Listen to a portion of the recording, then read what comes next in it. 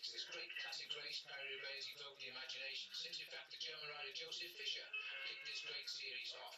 We're now to the 92nd running of this great the Tour of Flanders by Gianni Bugno. As I say, Bugno is not here. This is expected to be one of the great classic races. The riders themselves won't like it, but we surely will.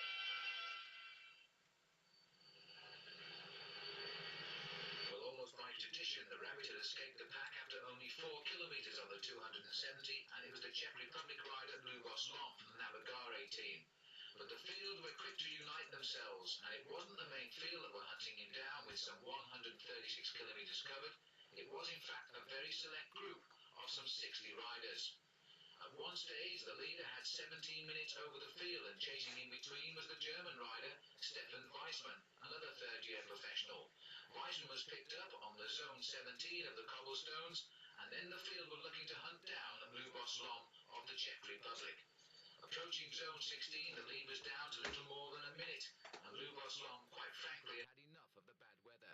He'd started in the rain, it had then turned to snow, and although the sun was shining now, the temperature was bitterly cold.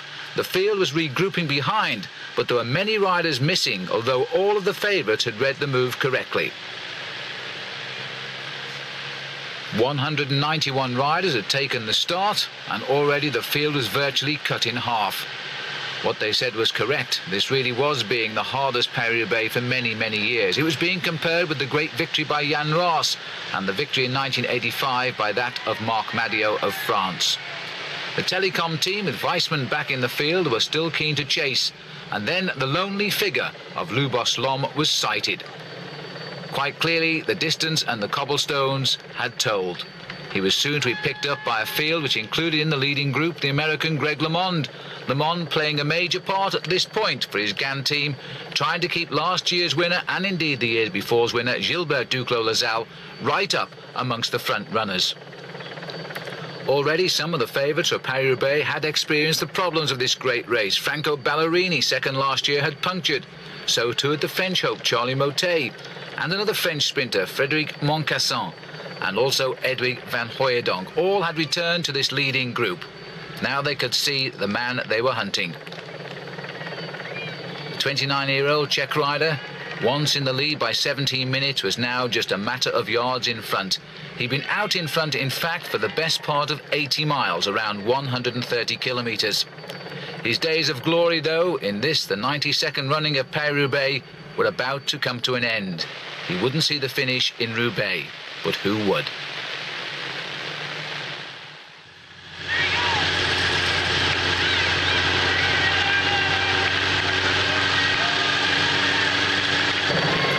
The field have been some 4 hours into the race now, and that group of some 65-70 riders have split again, and this is a leading group going clear.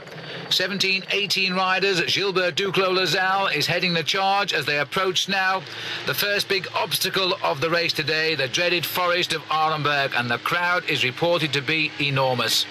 You can see the sun has come out. Conditions are very, very spring-like now. And this is the road that is never driven by motor cars. It's closed all of the year round. It is really meant to be a pleasure area for the people to enjoy a bit of peace and tranquility. Well, that's about to change.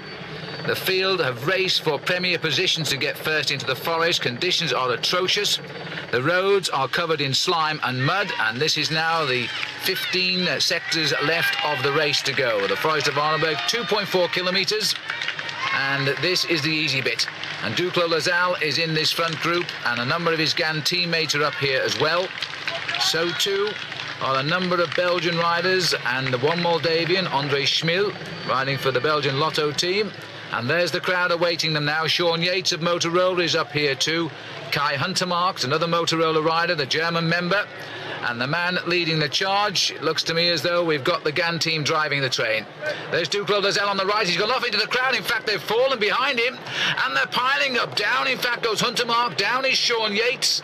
They're now reaching for the bikes, and this is absolute chaos here. I don't think that was anybody's fault. I think it was Duclos-Lassalle who caused the crash. He went veering off to his left, and the riders behind slipped off the crown of those cobblestones, and those that are left upright are now trying to go clear. André Schmil is the man setting the pace at the front. I'm not too sure he's aware. He'll have heard the banging and the crashing, though. as they're trying to pull the wheels out of the wreck, and Duclos Lasalle is the rider delayed there just in front of the Laladuc car. Well, that is absolutely amazing. Hunter Marks appears to be on his way again for Motorola, and one or two of them digging themselves out. Verdanza also is up and running. Well, they always expect problems, but they don't really expect the problems like that on a straight piece of road. And now look at the riders here, going off to the right of the course there into the crowd line to try and seek the less slimy surfaces. Well, virtually everybody with any intent in this race this year has been out on the course during the week to see what conditions have been like. They knew what to expect here in the forest, and indeed so did the public. Just look at that. Now the field, they split up on the approach to the forest. Some 17 riders coming in with a lead of 40 seconds over the main body of race. And now it looks as though the race two are onto them. Riders coming up very, very quickly indeed. The telecom riders who played a major role so far today are now finding themselves on the defensive. They've been trying to get Olaf Ludwig up to the front, and now they're having to chase down another move again. Duclos Lasalle, with the help of Greg LeMond and 4 teammates, has got himself into yet again a position from which he can win this race for the 3rd year running. And if he could do that, he would equal the great feat of Francesco Moser in the years 78, 79 and 80.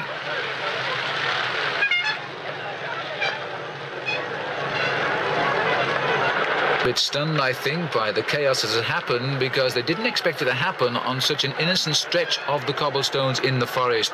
There are far worse portions at the beginning and towards the end, but this happened right down in the centre. Everybody at least is up and running, but there's going to be a very fast chase when they come out of this forest to try and repair the damage. There's the leader going through, Andre Schmil. Nico Verhoeven in the blue Novamai jersey, and this is Adrie van der Poel. Well, I knew he wouldn't fall. This brilliant man has won more silver medals in cyclocross than anybody else at World Championship level. He'd love one of them to have been gold. Not such the case. Hunter Marks going through. Sean Yates is on the left of the picture too. He's riding well again.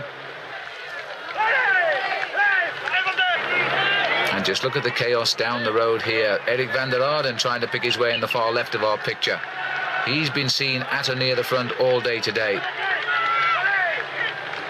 Guido Bontempi, Olaf Ludwig, so he's held his position. Ludwig goes through. Former top East German rider. And here's Duclos Lasalle, but going to need a lot of encouragement now to get back up to the leaders. He's lost a little bit of time there. And a lot of word-perfect riders caught down the centre of the field. Well, just cast your eyes further down the column of riders there. You can see the mud that they're bouncing through. This is a Paris-Roubaix of the old days, that's for sure.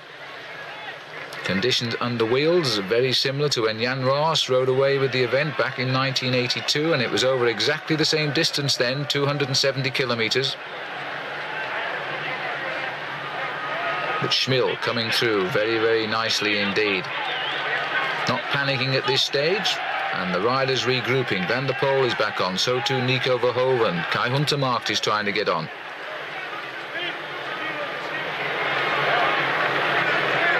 There's hardly room for the riders to come through the forest, as the crowd now crammed just to see where Duclos Lasalle has got to, because they will have known from their race radios that he was in that leading group that entered the forest, and now we have 5 men going clear.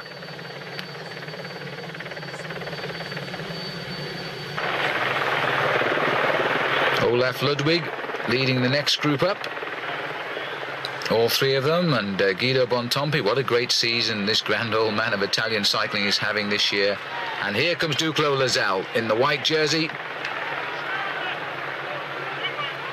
40 years of age this season, and he never slows down. He is inspired by Paris-Roubaix every year. It is his race. Everybody delighted he's managed to win it before his career closed, and not win it once, but indeed win it twice. The grim face there of race director Jean-Marie Leblanc. Not happy, I don't think, with what he's seen in the forest of Arlenberg today, and they're down again. They're sliding off the crown of the cobbles, in fact, because the road is so slippery. We've had a number of crashes all day with the motorcycles. We've lost our television pictures once or twice because of accidents to the motorcycles, but it's to be expected. George Hincapie, the new professional for Motorola, right in the centre of the war today. Now he knows what professional bike riding is all about, and looking at his face, I think he's enjoying it. Almost a smile on Hincapie's face there. A big find, I think, for the Motorola team. Yates goes through in the centre, greatly delayed.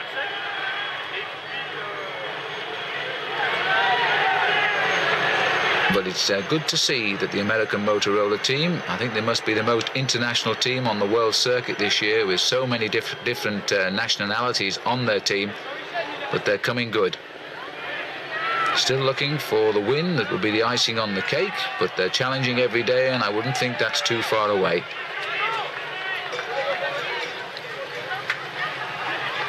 So the first big obstacle of this year's Paris-Roubaix, the Forest of Arenberg, is almost over for the field, but we're looking now, and he's gone down. The rider there has gone down, the Italian, and now he's in the middle of the fray yet again, and the crowd trying to help him on his way as other riders come through the crowd behind. This is unbelievable. These pictures are magnificent, although I don't think the riders would agree at the moment. The spectators warn of the other riders coming up. Well, frankly, all of these riders here are now out of the hunt for final victory. Jacques Duron with the blue jersey on the left of our picture coming through, the man that surprised with victory a couple of years ago in the Tour of Flanders. He's now been passed right down the field. Greg LeMond going through too. He was in the front group. He now rides with Dag Otto Lauritsen there. And I would put these riders to be around about 3 minutes off the pace of the leaders.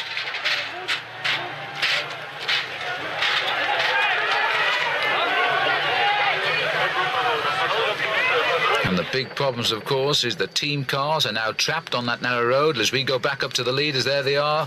Dietz, Musier, Verhoeven, Van der Poel and André Schmil. They're the riders at the head of the field. And the lucky ones to have come through the forest more or less unscathed. And it's a danger signal here too, because Kai Huntermarkt there is crawling through the rest of the line. Schmil is quite happy to set the pace. They're on good roads for a moment.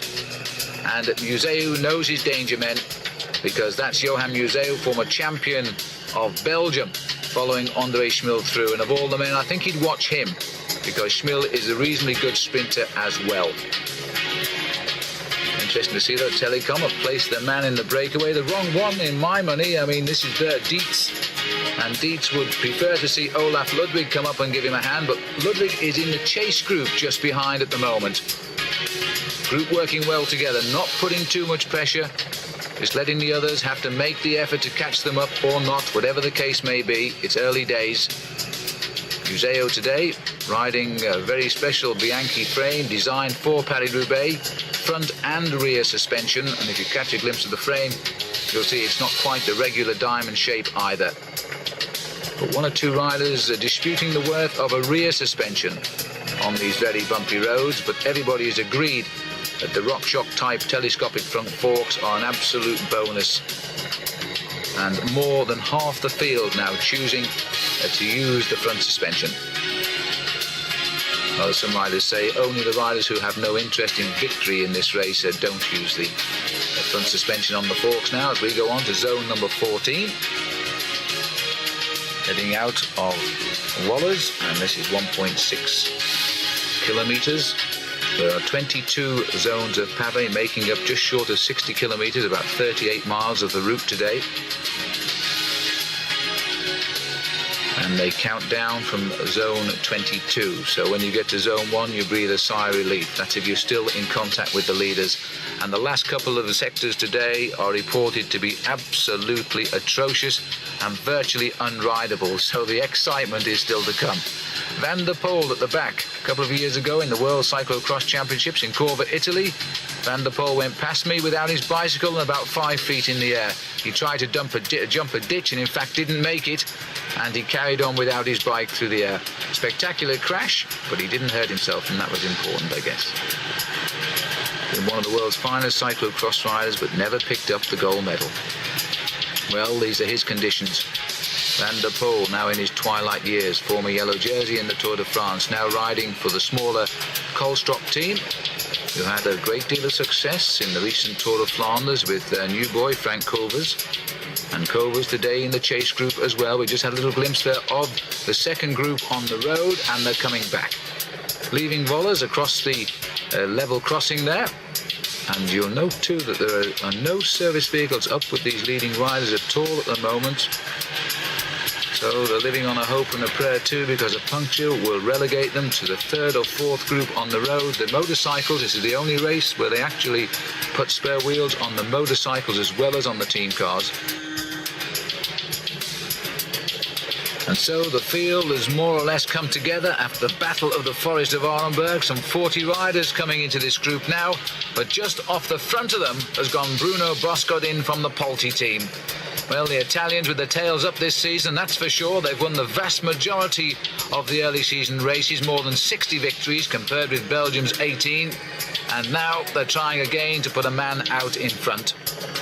Well, this is Orkies, and it's about 80 kilometres still to race to the line, a long way to go. But you never know what grows from little beginnings.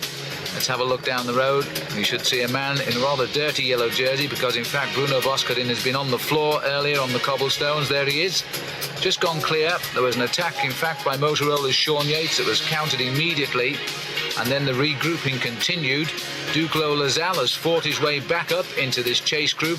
As I say, it's around about 40 strong. Johan Museu is there, and Ballerini is also there. Bontempi surprising, but he's there as well. Olaf Ludwig, Yates is still in that group. Nico Verhoeven, Tom Cordis, Rob Harmeling, among other riders.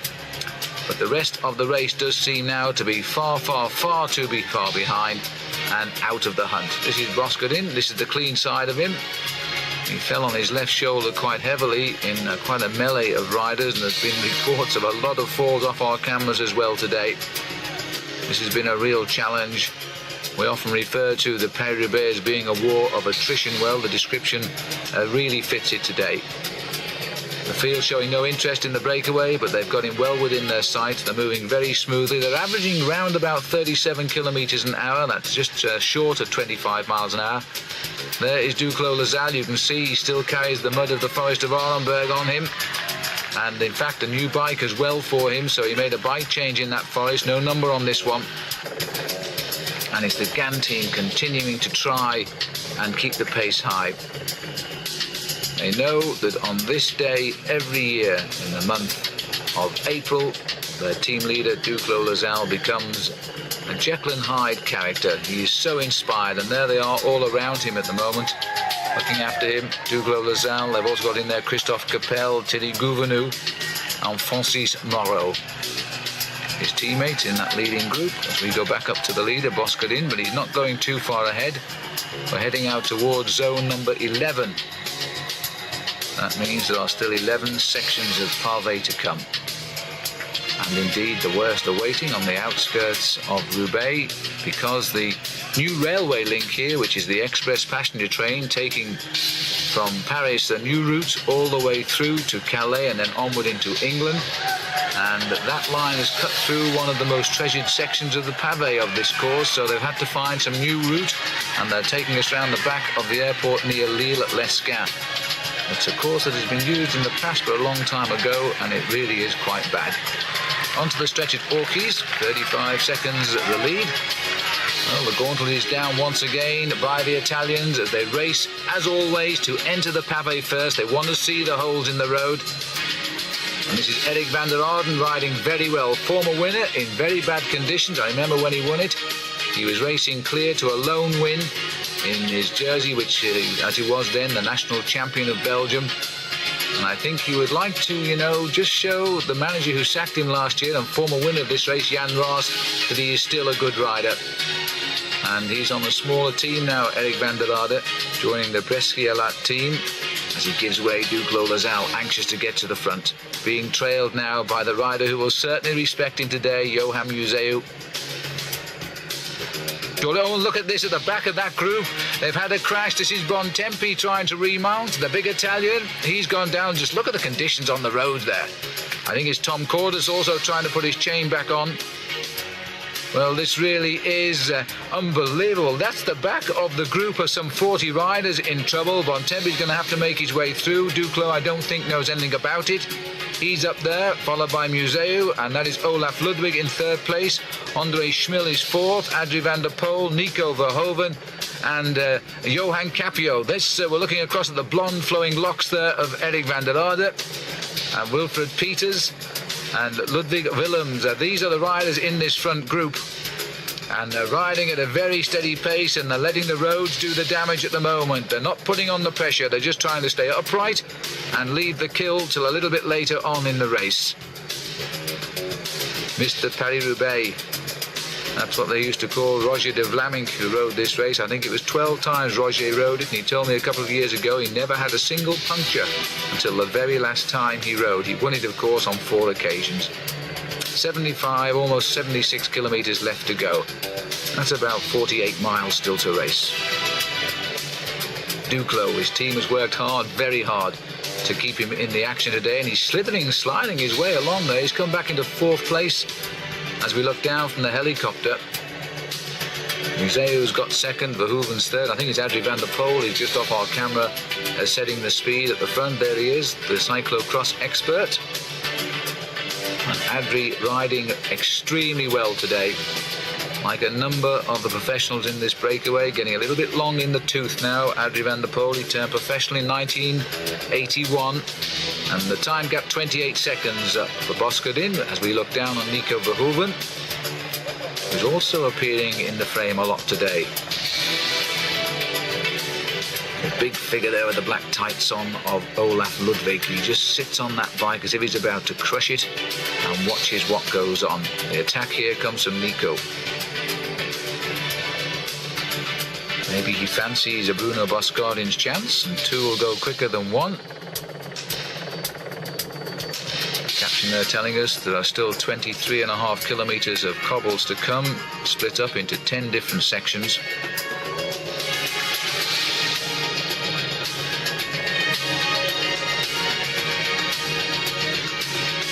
And again, you can see there on the front of the bicycle the forks of Nico Verhoeven, telescopic rock shocks.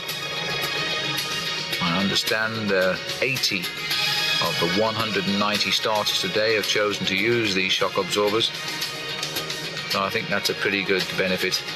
At least they all feel they work anyway, and ever since Duclos Lasalle came home as a victor using them.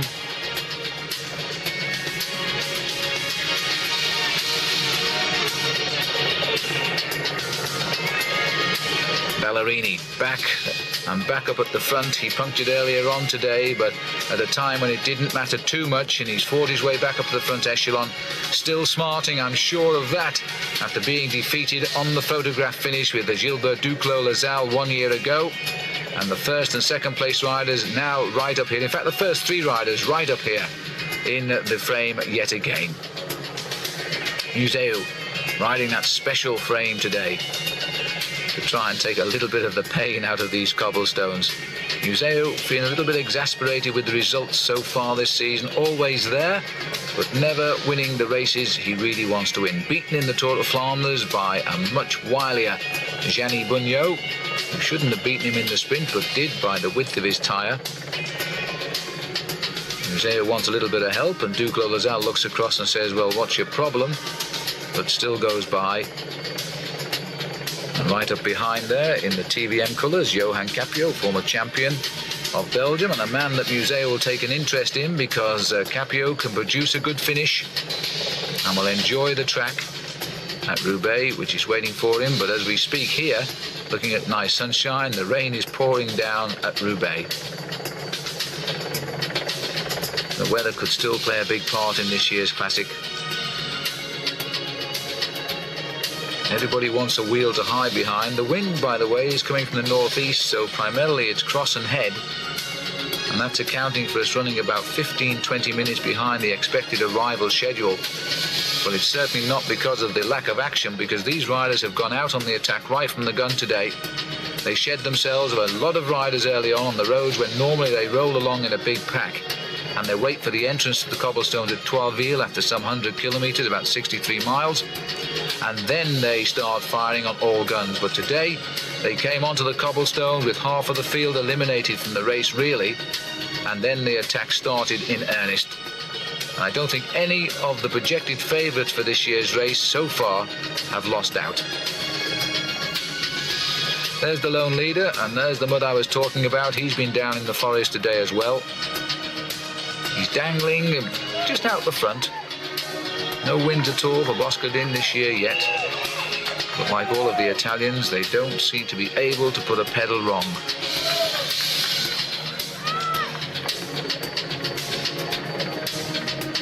This will be Ludwig Willems who's taking up the pace.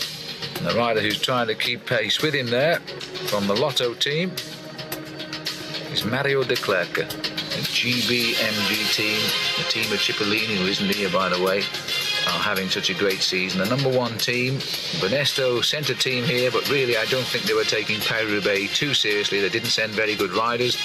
Their bikes were just normal machines ready for a day out in the saddle, but with no serious intent. Well, the bunch of 40 has splintered yet again, but they're getting back on in dribs and drabs once more. At the back, there's so many riders unwilling to allow the breakaway to consolidate here.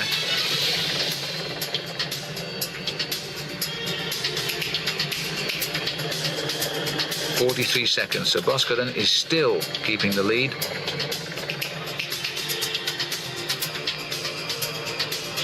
But they're controlling him.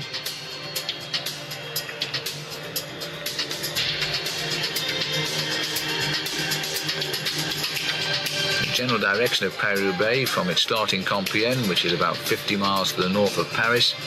It takes the rider more or less alongside the main A1 freeway, but it does twist and turn a bit, so it's not always headwind. They'll pick up cross and tail as they cut through the narrow lanes.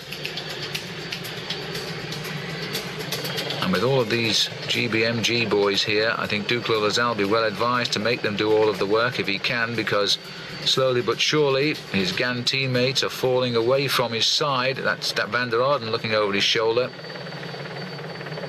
And Duclos always willing, though, to have a little work, and it looks as though the GB riders are saying to Eric Van der Arden, if you're going to stay up here with us, you better do some work. Van der Arden unwilling at all to take up the pace. So it looks as though it's going to be left to the Lotto riders, and I think this is Peter Faderzijn who is trying to go clear, not so much to attack but to cause a reaction to get rid of Boscodin at the front. Museu unwilling to chase him, so that's a rider he doesn't particularly rate. He knows the men he's going to watch: Duclos Lasalle, Ballerini, Andre Schmiel, Johan Capio. They're probably the riders that he would react to if they try to attack. And there's the composition of the breakaway. Ludwig Willems is the other teammate here of Museu.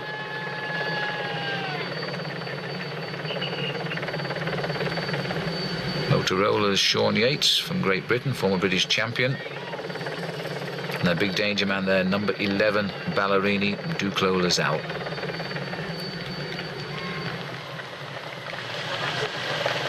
Oshie, 2.5 kilometres, 2 3/4 kilometres now, zone number 10. 10 still to go.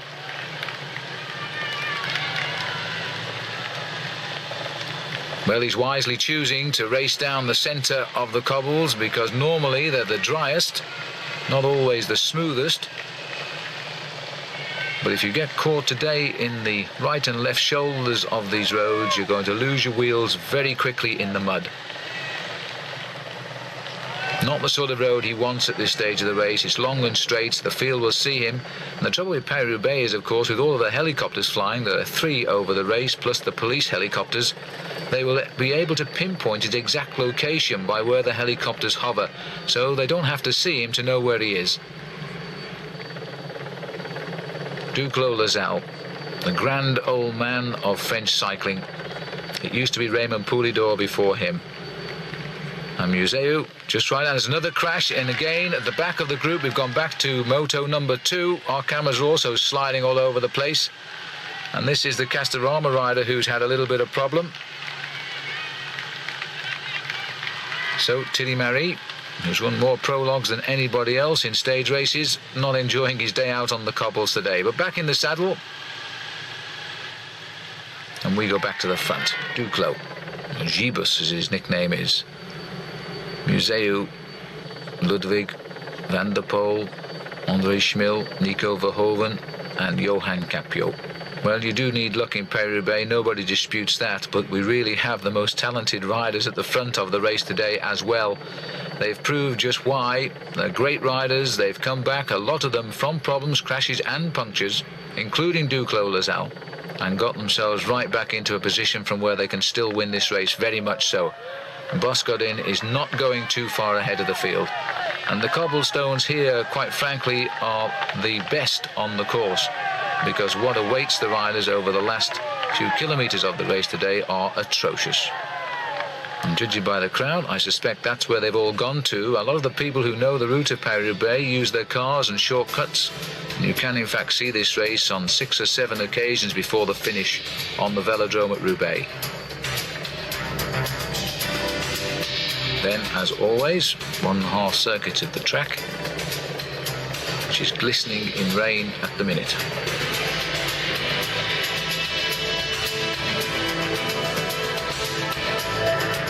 Well, the gap is still there, but as I say, it's a linear gap. They can see him. The yellow cars of neutral service, the team staying away from the leader at the minute, and look at these roads now. Still about an hour and 45 minutes to survive out front, and I think that really is asking too much of the Italian.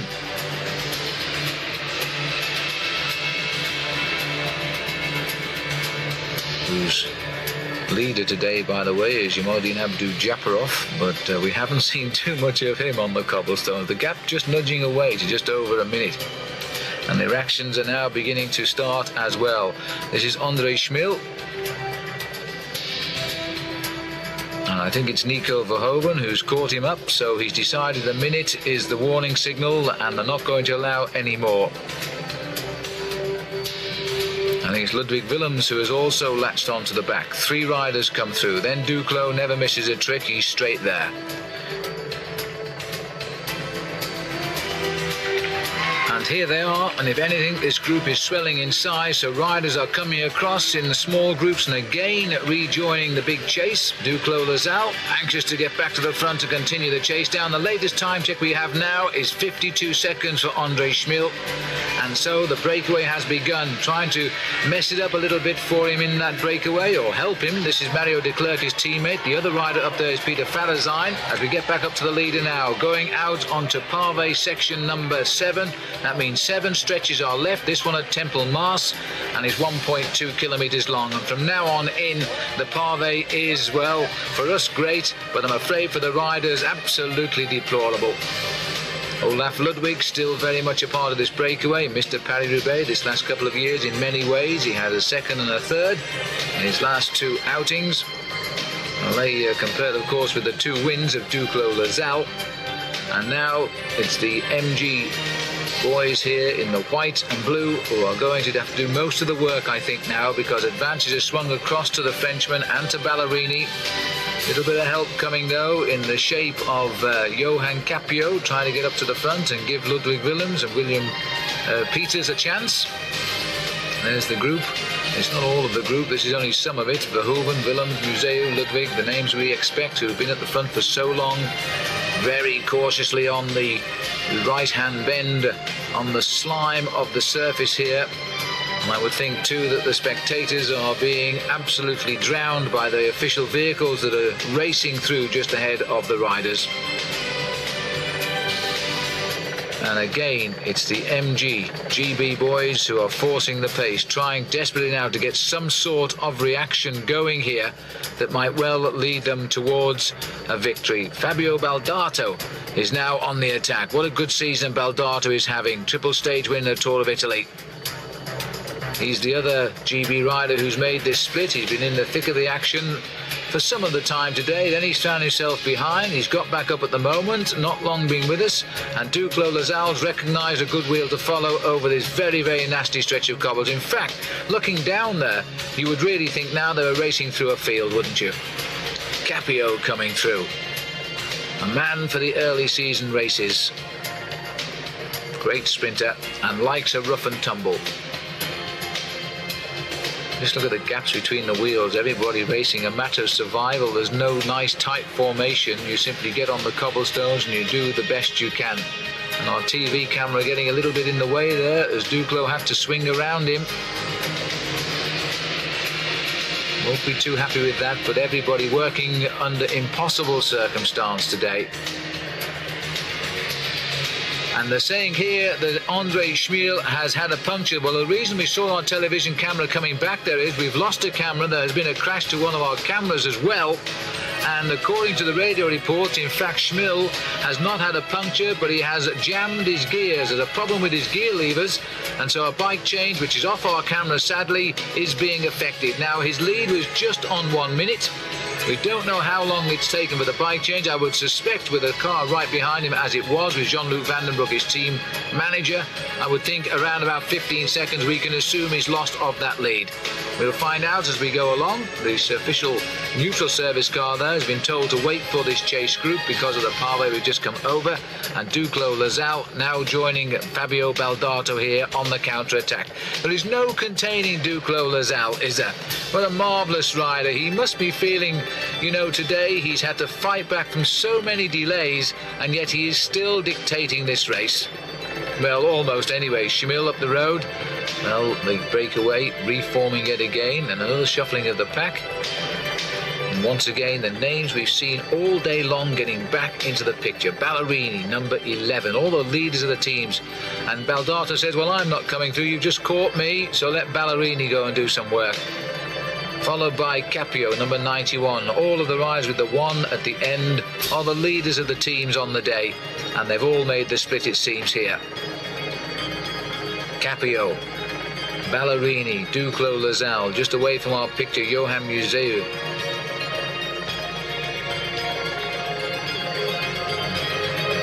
But they're moving very, very quickly. Now, are they doing enough to eat into that very fragile lead of Andre Schmiel?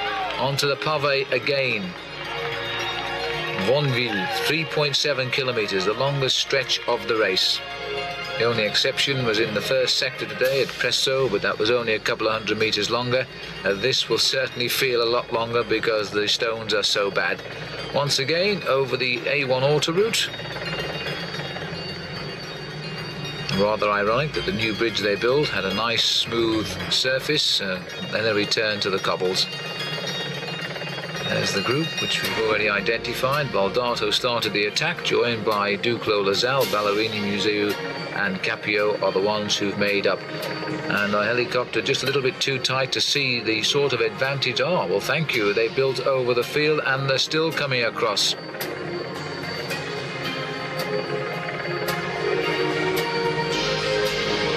Riders extremely nervous. I think that's Nico Verhoeven again who's going across to the group. 17th in last year's Paris-Roubaix. And Sean Yates and Frankie Andreu bringing up the rest of the split. Well, a bedraggled line of riders they assuredly are now, but these are the survivors of, well, oh dear me, these are the survivors too, because these are two of the cameras who have gone down, motor photographers, and in fact Yates goes through, followed by Andreu, Mario de Klerk, Olaf Ludwig, and trouble again. Johan Capio has also had a problem. I don't think it's more than a rear wheel puncture. He's backing very quickly as Van der Poel goes through on his shoulder, and this really is going to go down as one of the memorable Paris-Roubaix. It depends on what part you've played as to whether the memories are going to be happy or indeed sad. The two Motorola boys quickly together, so they'll help each other hopefully back up to the leaders. They're having a great race today, and not least the young Frankie Andreu and the very, very experienced Sean Yates. They call Sean the animal because of the way he can ride so well. But now we've got last year's 1 and 2 riding together. Franco Ballerini just on the wheel here of Gilbert Duclos Lasalle, shades of 12 months ago. And there's still a chance, you know, they could fight out the finish together. This is a very, very bad stretch of cobblestones indeed. You can't see the stones, and at times that mud is running around about 2 inches deep.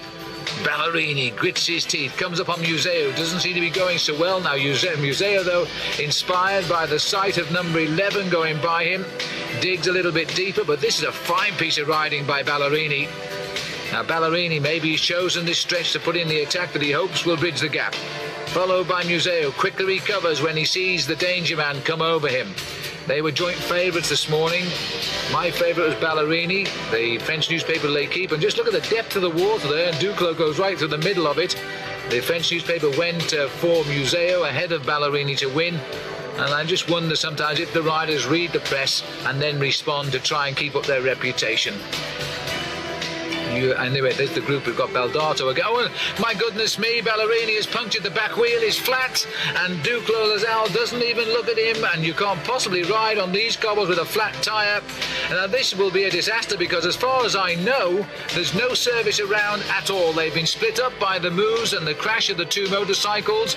They've been trapped at the back, and Ballerini in terrible trouble. Look down the road. That, in fact, is an official photographer coming through. Will have no wheels on his bike at all. And Ballerini is now in desperate straits, fighting to stay upright, and hopefully somebody will arrive very, very quickly to bail him out. Just look at the stretch he's punctured on, and they really couldn't be much worse than this, could they? Ballerini, runner-up last year, great favourite today, in desperate trouble in Paris-Roubaix now. And Gubbock, well, look at this. This is ironic, isn't it? Because now Gilbert Duclos Lazal has punctured his back wheel, last year's winner. We're now watching riders 1 and 2 a year ago. They've punctured the same wheel in exactly the same position. And what a difference a year makes. And I think the same is going to apply. Duclos Lazal has got no service behind him either. And they're watching the race right away from them. And who says you don't need luck to win Paris-Roubaix? Slither and sliding on the cobble sections of this marvellous race is going through on the inside there. I think it's Sean Yates stomping on the pedals as he goes straight by. He's got a nice pair of wheels at least. Frankie Andreu, Andrew van der Poel, Olaf Ludwig find their way through as well. They're watching two crippled cyclists, the two stars of last year's race, now in desperate trouble on the receiving end of what, especially for, well, no, for both of them really, because Ballerini has crashed and punctured already. Duclos Lazal we know has fallen twice, and now as the race goes by them, the remnants of this breakaway, they are left hopelessly awash, and I don't think, judging by the number of riders who have got through, they can possibly get back into contention, can they? The crowd has spotted their man, and they've also spotted the speed he's going, and then they're looking at his back wheel and they're thinking, no, it can't have happened. Desperate look over the shoulder there, and they're virtually asking the race photographers here, you know, to help us. Who's got the wheels? You see this race official here is radioing back for a car to say that the two riders, Ballerini and Duclos, and now they've arrived. And irony above irony, the Frenchman will get the wheel first. I know everybody will think that's a little bit biased, but it was the luck of the draw, because in fact Duclos was nearer the bike, but you know, there's nobody looking to Ballerini, and in fact Ballerini is going to have to get his own wheel. There's another rider from Novamai who's punctured. I think it might be Verhoeven, who's also taking a wheel. He's helping himself at the back of the motorbike there to a back wheel. Ballerini's done likewise, and I think that's Capio slipping through on the inside too. Absolute chaos towards the closing stages of this race today. Well, this is such a different race, the likes of which I don't think any other sporting event has either, in the peculiarities of any sport, and Paris-Roubaix getting its own back on some of the riders who've conquered its courses over these last few years today.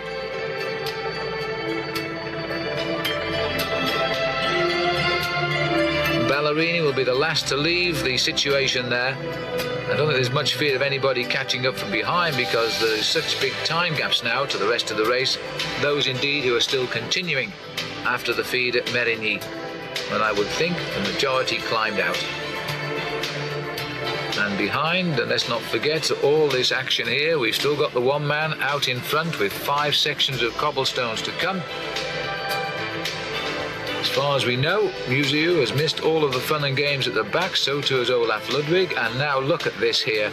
Well, there's no doubt about it, this is not a road, this is a field the riders are now working their way through. We're seeing the leg of the motorcycle pilot, of our television cameraman, who I think is rapidly trying to get us back into the race here. That's why we've gone up to our helicopter once more. We've lost all of our cameras at some stage today with falls, and I can't ever remember that happening before in Paris-Roubaix. The official photographers have spent as much time on the ground as they have photographing the riders, and the riders themselves too have been falling at regular intervals. Now we go back up to the front. No, we don't. We go back to what is really the hell of the north here now, as riders try to get themselves back into this race. Andre Schmiel, I still think his lead is around about a minute, but we'll wait confirmation. Jean-Luc Vandenbroek will have told him. He's the manager of the team, leaning out of the course, and Jean-Luc now trying to personify his own many performances in Paris-Roubaix with a victory here through his new rider on the Lotto team, Andre Schmiel. And this will go down as a classic performance indeed, if he can do it. He went to clear because he saw his chance. It presented itself when he saw Museu chase down Ballerini. Both of them were winded at the time, and he went almost spontaneously. And now he's got to hammer home what would turn out to be a breakaway of some 40 miles. Maybe advantage is with him because of what has happened behind. He had the advantage of a team car right behind him when he had to change a bike, and that certainly wasn't the case for Duclos, Lasalle and Ballerini, who lost, I would think, the best part of a minute bouncing over the cobblestones with flat-back tyres. Who's getting more excited here? Because in fact Jean-Luc anxious to get alongside again and tell his rider more information inside the last 40 kilometres. But as you all know, these radios, the cars are radio linked to the chief commissaires, and if the commissaire notices Jean-Luc going up there too many times, he will stop him. But there is a chase down, and that looks like the lonely figure of Johan Museu, the sole survivor perhaps of the carnage we've just witnessed, and Museu now trying to get on terms with the rider out front. Now this would be a turn up for the buck. Museu coming up very, very quickly. He's round about 10 seconds. He checks over to see if anybody's coming to him, and I don't know what the answer is. We can't see. But Museu is taking the advantage now. If he reaches Schmiel, and they can work together as we look down the road, and there are two riders. I think Olaf Ludwig will be one of those chasers, possibly Willems, who's trying to come up there in second position. And we'll have to try and work out the other man who's chasing him as soon as we can. But I think it's Baldato again, who's trying to reach now up with the leading group. Well, what a turn-up now. There's no tactics being played now. It's survival. They're taking their chance when it's presented to be rid of their rivals, and then they're making every effort to go through. And that, by the way, is not the way to take the corner through on the inside when a rider is lining himself up for a left-hand bend. But I think today everybody's racing to their own rules, including the official vehicles. And the rider here is Sean Yates, out on his own, but trying to rejoin the head of the field and organise something here.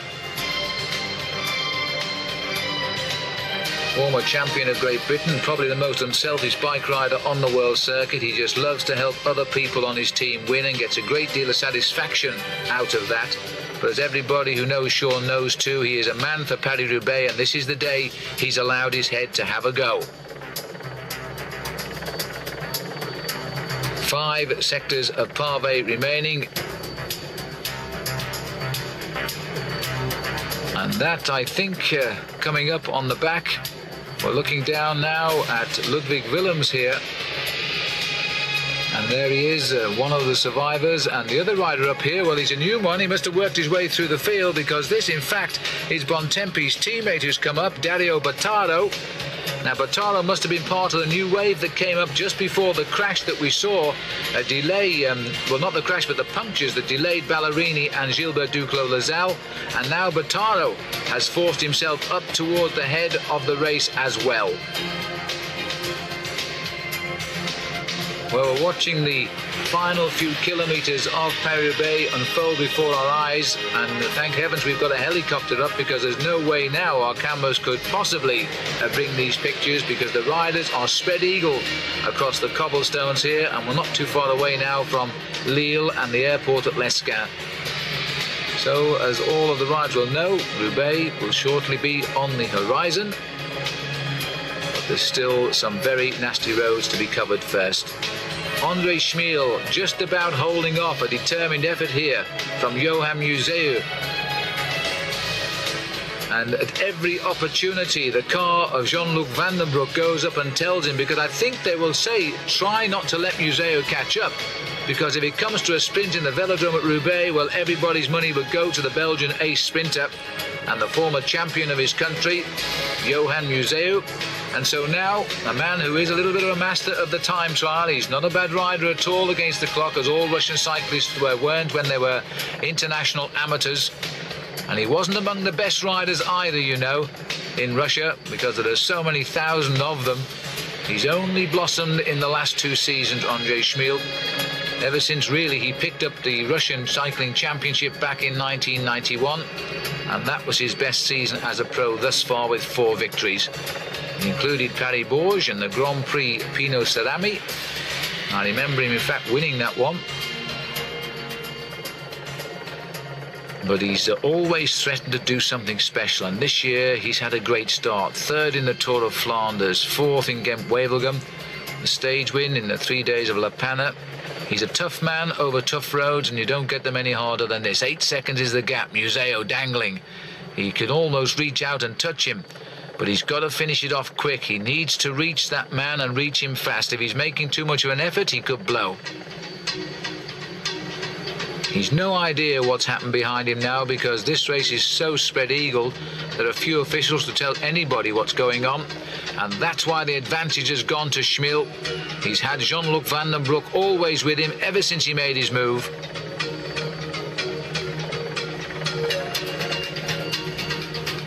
And there's the gap. Museeuw round the corner. If anything, the gap has nibbled down to about 7 seconds on that bend. He's coming up towards him slowly but surely at the moment. Jean-Luc is it who's pulled off to the right there to maybe assess what is going on behind him. Maybe the bike he changed for Schmiel has come loose, because I noticed one of the bikes was rolling around a little bit on the top of that car earlier on. So Jean-Luc has moved over, but at least the carrot of racing for his car will not now be in front of Johan Museeuw.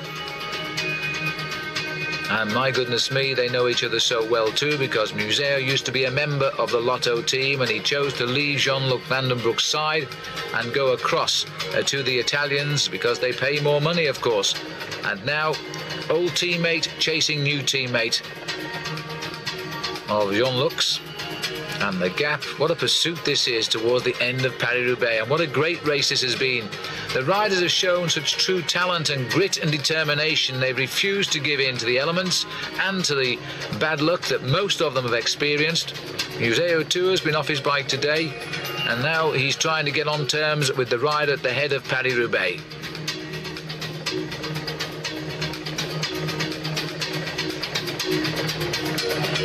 Farm tracks here of northern France, with 4 stretches of cobble still to come, and now just 6 miles over the cobbles to go. But for the moment, the bone-jarring cobblestones are over and onto a nice little piece of smooth road. And probably 20 years ago this too was cobbled, and that's the big worry of the organisation now, is that all of the cobblestones are slowly but surely disappearing. And once the cobblestones have gone, of course, there'll be no attraction in Paris-Roubaix. 34 kilometres to go, and it looks very shortly as we approach Templeuve that we may well have 2 riders in the lead. But looking from the helicopter here, to me, that gap is stretching again, with Jean-Luc's car out of the way and the lonely figure of Schmiel up front. It looks, you know, as this is taking a little bit too long. No, they're saying 6 seconds, but looking down there, it looks to me as though it may have gone back out to 8 or 9. And I'm wondering, in fact, if Museeuw has tried to close it down that little bit too quickly. And if he has, he's gone into something of an anaerobic state here, and he's now beginning to suffer. Because normally, if you're on a chase down to reach the leader, you don't look over your shoulder to see who's coming up behind, because you're not interested. And Museeuw was checking there to see if anybody was coming up behind, because a wheel now would be very useful. And news from his managers now got up to him. He'll tell him what's going on behind, and I wish we knew right now, because frankly our cameras are spread-eagled across the course, and one or two have actually abandoned the race today. Schmil is riding like a man possessed. His rhythm is faultless. Before this season began, he'd won 5 races as a professional, and this will be the start now of his 6th year as a pro. Beginning in '89, he didn't win any races. In 1990, he finished 106th in the Tour of Spain and 97th in the Giro d'Italia. Then in '91, he started to come good with 4 wins. In '92, he just won 1 small race. In '93, well, again, we began to know all about him. A fine second-place start to the season in Tirreno Adriatico. But of course, he's getting on a little bit too, at 31 years of age. And Duclos Lasalle, well, he can better that. He's almost 40, and he's back in the fray. There's a general regrouping here. The chase is getting organised. Duclos Lasalle is back in the thick of it. And on the far side there, Frankie Andreu and Peter Farazine, who will not really pick up the chase, but he'll go with the crowd in the red jersey. But look at Gilbert Duclos Lasalle here as he continues to push the pace on as much as he possibly can. Mario Sciria now setting the pace. He's a new name that's come from the back. These are the remnants of that group of some 40 riders who kept plugging away, and they found riders standing by the roadside, and now they're on the express back up to the leaders. Sciria willing to work here now, grits his teeth. Duclos never goes back more than 2 men down the line and fires again. Well, if Duclos wins or loses Paris-Roubaix today as the defending champion, he has ridden a champion's race. The French will love him all the more for it. He's without doubt the most popular cyclist here in France. People just don't feel he will ever retire, he'll ever get too old, because he always does it so well. Giovanni Fidanza's also come up here now at Capio. Van der Poel is here. Mario de Klerk still bobbing around in the centre of any line will do, but he always stays up here. And Peter Farazine, the rider in the Lotto colours, coming down from our left. 2 minutes the gap. Now surely that is enough. Only Museo, in my opinion, can now reach Andre Schmil. And Museo, the last time we saw him, Ballerini's got on the back there, you may have noticed. So too Nico Verhoeven is back. I think this is little Charlie Motte who's come across the gap as well. He's having a great ride now. Somebody just tootled off to the left, and I think that was Capio. Capio made a mistake. There he is. And another jersey for the wash tonight. Now, what's his bike like as he sees the line go off? He's got a problem with his back wheel. But he's back on now. Well, as a Belgian rider, Johan knows all about the cobblestones, and he should be able to handle them better than most. He's lost a little bit of ground. May have been a touch of wheels in the line there. May have just lost his front wheel and had no choice, but at least only one fell this time. It's rather like a horse race, and if you stay up long enough, you might even win. There's Schmil, his hat now gone to the wind, and there is the pursuit, and still Museo can't reach him. And this has been going on now for something like 15 minutes. The chase across open countryside, and the fact that Museo has not contacted the leader leads me to think he won't. The road's obviously turned to the right because Museo has looked to the right to see if he could get a glimpse of him through the trees. And he brakes hard and kicks out of the saddle. He must be feeling a little bit depressed now. It's hovering, but it's going backwards. 10 seconds the gap, and I think that will do. I think Schmil has lived his most dangerous moment here. The elastic is beginning to stretch now, and quite rightly too, the officials allowing nobody in the gap between the two of them. And Museo would dearly like them to put 1 or 2 motorbikes in there now, or a couple of cars, and he would be up there like a flash. But Johan Museo, the man who almost has this year but hasn't quite, won a major race that he's wanted. He's come close to leading the World Cup, and victory today would assure him of a lead. And one would say also that the way the points are now in the World Cup this year, with 50 points for the victory, that if Andre Schmil does run out the winner today, he will be promoted into the leader's white jersey for the World Cup competition, and that would be the first time at least a Moldavian has ever pulled on that jersey.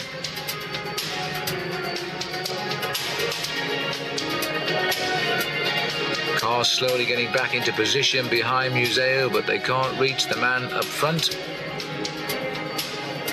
Andre Schmiel, and he will not want anybody up there just now while this is consolidating.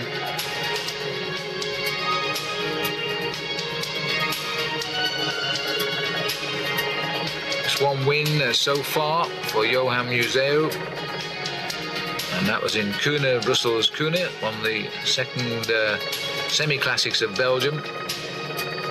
But he's always been at or near the front in the decisions. Lost by an inch, of course, at the Tour of Flanders last week. And if you haven't already bought that tape, I can assure you it is a great race, and there's such optimistic feelings amongst professional cycling in Europe this year that all of the races seem to be so hard fought. And he's also had a third place in Gent-Wevelgem, which is the midweek classic, so his form is here, but I'm afraid he can't get hold of the man who's running away from him right now, Andre Schmiel. And the team know it now. They've been allowed back alongside him, and they're going to shout at him now and drag him along, and it wouldn't surprise me if the wind is coming slightly from the left at the moment, and they're using the car to hold it off their man. A little bit of a tactic, but they won't be allowed to stay there for more than about half a minute before the orders will come from the chief referee to fall back in line. But that was a great move there, because I'm quite sure that Jean-Luc Van den Broek originally would have said to Andre Schmiel that Museo was closing and to try and hold him off, because once Museo had latched onto the wheel he would have stayed there, and he's cracked him. Looking down the road now, I presume Museo is just inside those poplar trees there, and there he is, but the gap is most certainly opening. And remember that the chase is reorganised behind, although we can't see it because of our loss of cameras at the minute. But Duclos Lazal is in the chase group. I think 2 Yates has now got up there.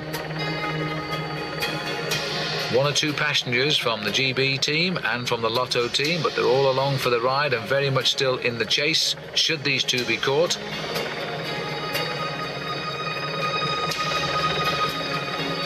But there's not the same fire now in the legs of Johan Museu. I once remember interviewing him before the start of a Tour of Flanders a couple of years ago, and I said, "What's your plans today, Johan?" He said, "I'm not telling you," and just laughed. He's the sort of rider who just watches and waits and lays his plans as they come along on the open road. And today I think he felt he was left with no choice after the confusion on the cobblestones when we had the problems with Ballerini and Duclos. He felt he had to go and go alone.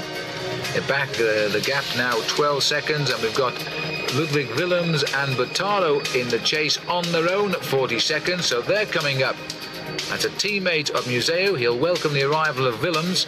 And Bottaro, well, he's not a great rider of world standing, but he does win races. And, you know, if you look over the list of the years of Paris-Roubaix, you know also that there have been surprises like Dirk de Mol in 1988 and Jean-Marie Vampers in 1990. Well, he's a cool operator, Jean-Luc Van den Broek. One of the funniest sights I've ever seen, and I don't suppose Jean-Luc would agree, with when he came down the start ramp in a Tour de France time trial with one of these new carbon fibre bicycles, and after a kilometre the bicycle collapsed and he was left with 5 tubes all around him. The crowd thought it was hilarious, but it was rather embarrassing for Jean-Luc. But even so, he's had some great moments too. This will be one of the greatest for him now. If his teammates can win, or it's one of his team, it'll no doubt please Lotto, which is the Belgian national lottery company. New colours this year for the team, very attractive too, and very generous to commentators as well, because they stand out from the rest of the race quite clearly. Up towards Siswang. And a level crossing, which has caused problems occasionally in the past, but at the moment the gates are up, and Andre Schmiel can keep on racing for Roubaix. I think, even despite the fact he's stretching his back, he's got the gap he wants, but you can't account for what might happen if that chase group gets up to Museo.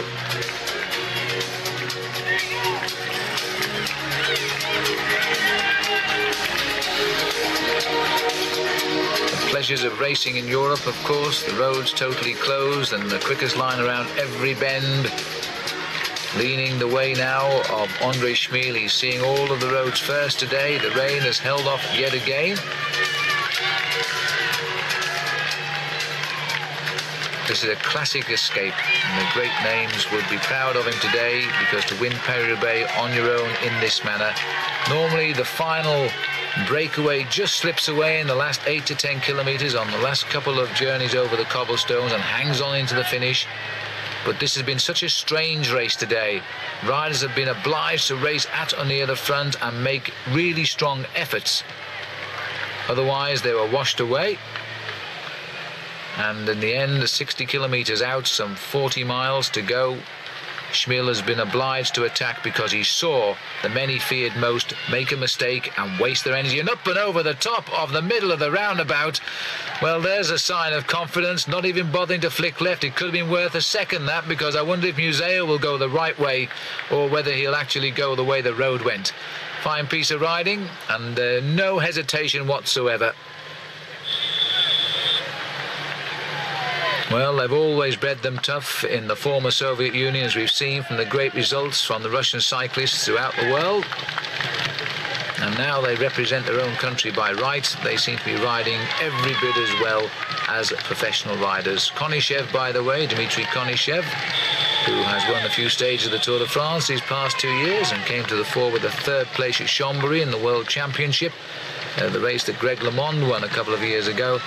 Well, he's been in the thick of the things, but disappeared soon after the Forest of Arenberg, as indeed did Greg LeMond, riding probably his final Paris Tour. But he'll be back. He'll ride again this summer in the Tour du Pont in the United States, and I'm quite sure his condition will be good.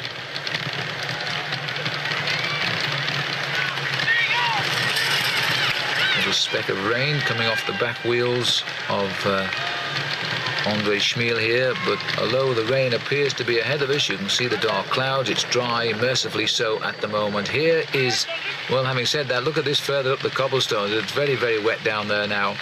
Johan Museo, that shot we've just got, he looked to be going very slowly indeed.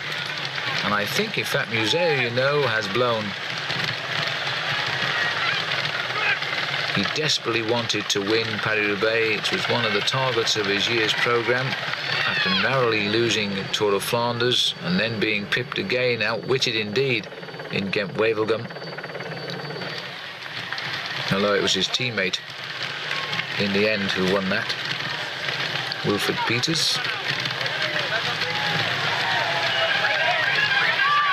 Last chance for the crowd to view the leaders before the final dash for Roubaix. They've just got an outside chance of getting there via the main roads into the town, because we wander off around the back streets in the long route into the Roubaix town.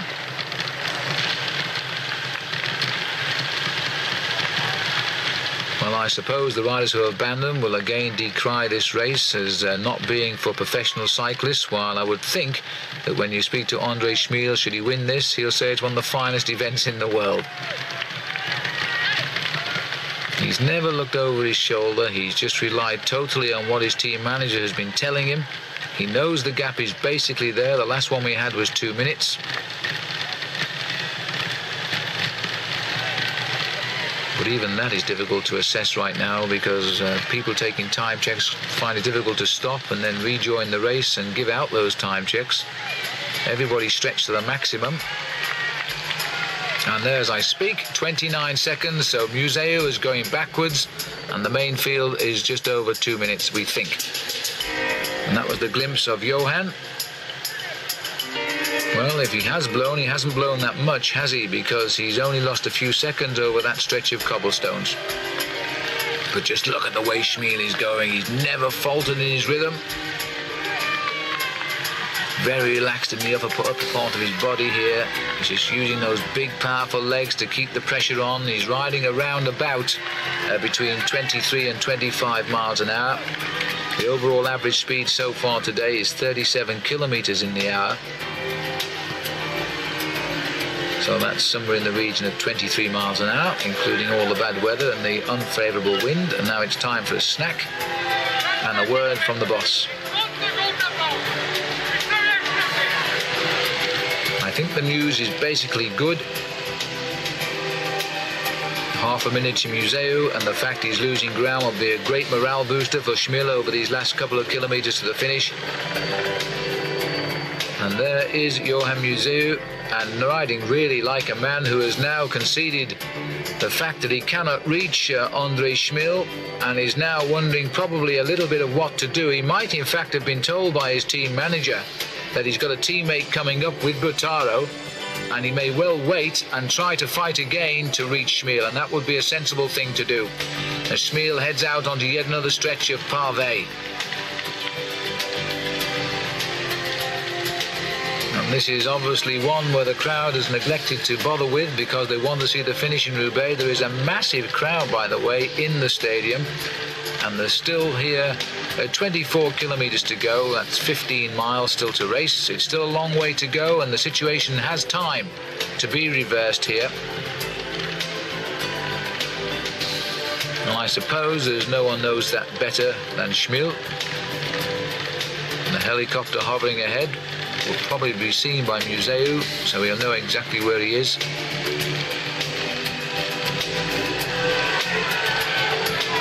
Very gently round the right-hand bend on those treacherous surfaces, immediately out of the saddle, and sits down quickly to hold the spin off that back wheel.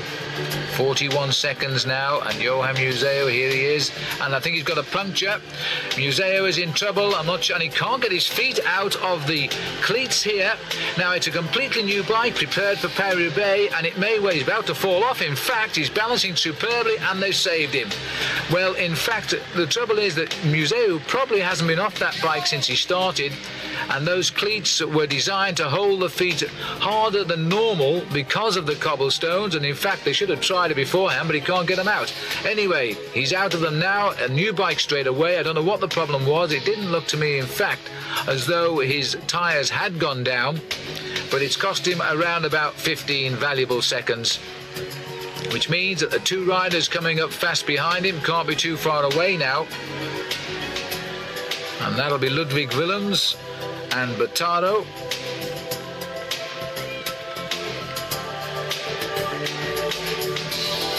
The Javis rider, Dario Bottaro. We might get a glimpse of him actually, because in fact Museu has hardly raced clear here. He's still sliding a little bit round the back, and there they are.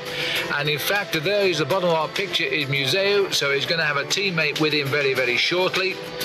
And is also going to have a rival in the form of Bottaro.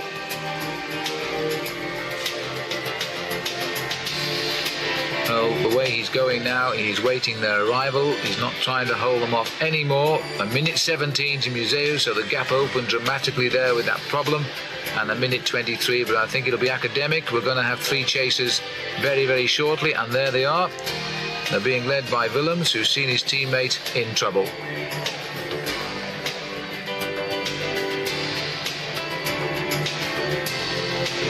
Long empty road, and we could well have seen the winner of Paris-Roubaix today make his move a long way out, 60 kilometres or so to go to the line. And again, Jean-Luc Vandenbroek right alongside him, just trying to keep the morale high now for these last few kilometres.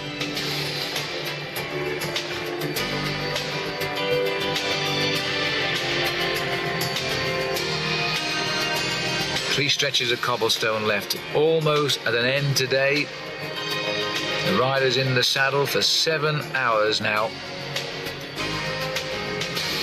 The race, in fact, falling behind the expected schedules because of the adverse conditions in the first couple of hours of the race with the snowstorms.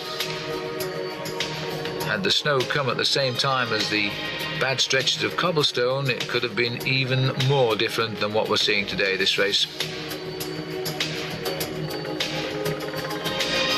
Well, in fact, it looks to me as though the route taken by Andre Schmil was not quite the official course. He should have gone up to the corner and turned right, because he nipped down the side street where you could see the cars were parked. But I don't think anybody will be prepared to do anything about that. And now, according to our little caption there, a wonderful fun we have with these graphics. Now we have three riders have come together in pursuit. Let's have a look back at that little passage over this central reservation here He just lifted his bike nicely and dropped it back on the road, and a sign of a very confident man indeed.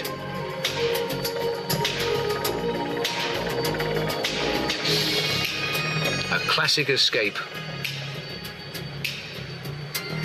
This will take us back into the memories of the great Eddie Merckx, who's won so many of his races in such a manner. Crippling. And again the arrival of Jean-Luc, and the information will be that Museo has now been joined by a teammate, but the good news is the gap is opening. 3 riders, and he's indicating possibly 2 minutes the gap, but I think that's probably wrong unless he's referring to the group containing Duclos Lasalle. As the great Gibus is still in with the chance of getting a high finish in this race, I think surely that back wheel puncture has destroyed all possibility of a win. I don't think anybody now can reach André Schmil.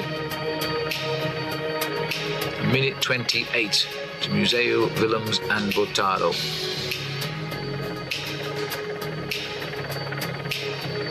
He never panicked under the strain of the approach of Museo. He just did his best and kept the rhythm going. Luck was on his side. His problems came when it didn't really matter with that bicycle change, which we unfortunately never saw. And then he managed to crack Museo in what was a classic pursuit over open countryside.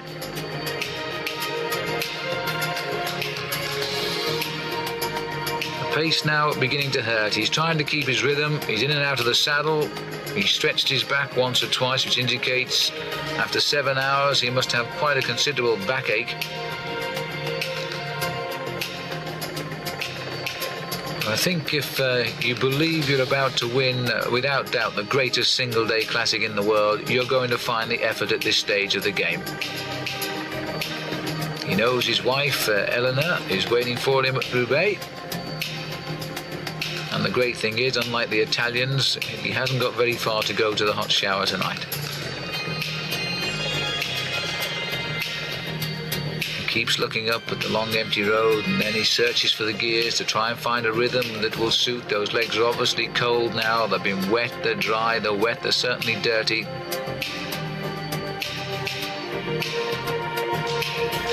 Just look at the car behind you. There he goes again, you see, stretching his back. He's going into probably a little bit of a bad patch here, André Schmil, but he knows it's not for much longer.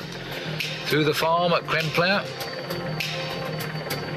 And I think it was on this stretch a few years ago where Sean Kelly tried to attack, jumped out of the saddle, and his handlebars snapped, and over the top he went. 2-time winner Sean Kelly today in his 18th season started this race for the final time, but sadly he was nowhere to be seen by the Forest of Arlenberg and retired. He's hitting these cobbles now like they're going out of fashion. He's riding the biggest gear he can, he's pedaling as quickly as he can and staying sensibly in the centre, just watching the big holes and trying to keep away from them.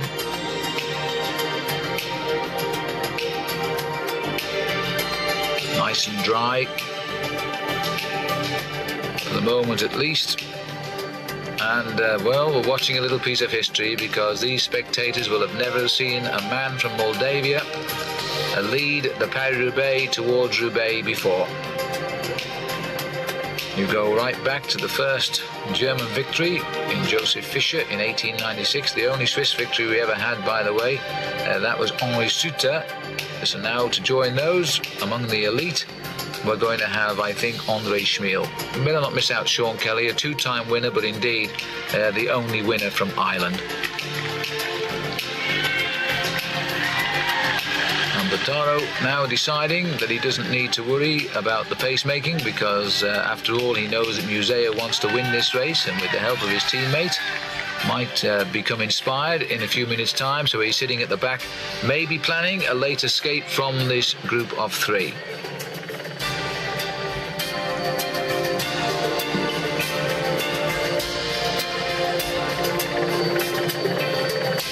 Riding on the tops now, but hanging on to those handlebars, because it's a nasty experience if you hold them as relaxed as one often does when you ride a bike.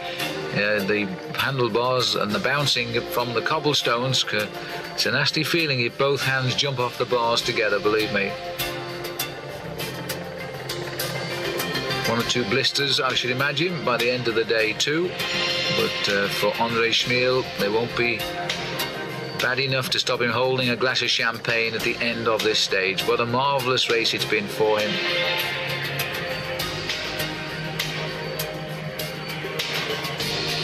It had to happen, I suppose, sooner or later. A former Eastern Bloc rider coming out and taking the Western European Classic Paris-Roubaix, because they have settled so well into professional racing these past 5 years, and one by one they've caused consternation amongst the other well-known professionals, and now they're seeing a classic go the way of a former Eastern Bloc rider. The end of the bumping and the end of Sector 3, just 2 sectors to go now.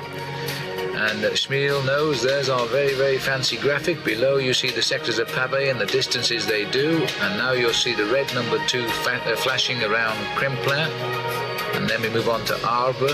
And finally at M, the last stretch of cobbles before you rush down the main street and into Roubaix. More news from Jean-Luc Van den Broek, and it will be good.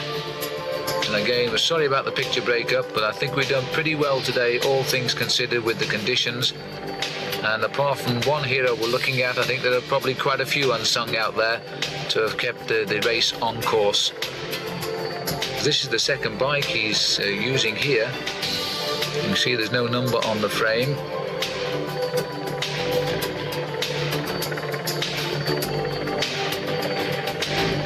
And into Arbre. And just look at the front wheel as he tries to hold it down on the ground.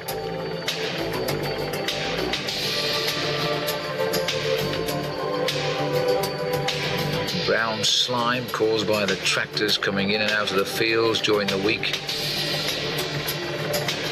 And still he manages to pick a superb line through that corner. 1:54, he is pulling away. This is a classic performance by André Schmil. He's just building. Looking back here to the chase group, there's Petaro, who remains in third place while we go back up to the leader. And I tell you what, if you fall off to your right where Schmil was just there, that water there is something like 4 feet deep. It is a stream which runs alongside the road and is clearly blocked up with all the torrential rain. It's been a pretty rough winter in Europe, and it's because of this everybody's talked about a classic edition of Paris-Roubaix these past few weeks, and they were right. And in fact, Baldato and Yates are the two who've reached them. That was them coming on. This is Baldato, number 32, and that is a superb ride by Sean Yates. Well, at this stage last year, Yates was in all sorts of trouble trying to get back up to the leading group because of a puncture. He's now come up again to what is the second group on the road, and the Brit perhaps chasing a personal ambition. The last rider to exceed himself in this race was Barry Hoban, who finished third, and we're going back 24 years to that performance, and Sean Yates now in with a chance and fighting it out for at least second place. So Motorola will be scoring well too for the team competition in this, the third round of the World Cup, because they've not only got Frankie Andreu in the fray up here somewhere, along with Sean Yates. We know that George Hincapie, who was originally up with the leaders and like so many riders experienced the traumas of Paris-Roubaix today, is still on course and still riding in a very respectable position, about 10 minutes back. Generous applause from people who've seen it all before. They've watched the great names come before them, like Marc Madio, Eddie Merckx, Sean Kelly, Kenny Kuiper, who indeed is the road manager of Motorola, but not with the team today. He's with the other team in Spain.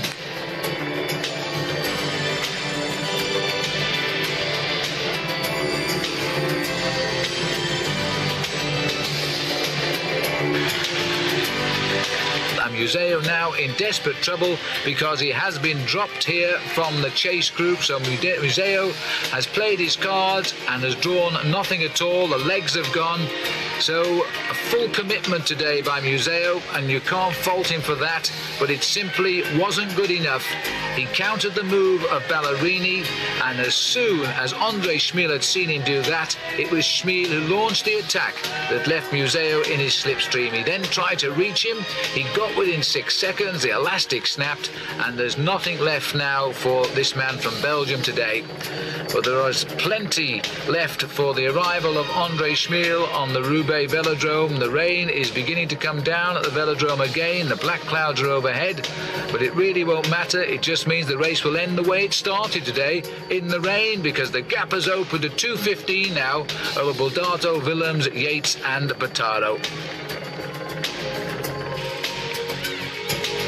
And this is Dario Bottaro. He too has been cracked and dropping back.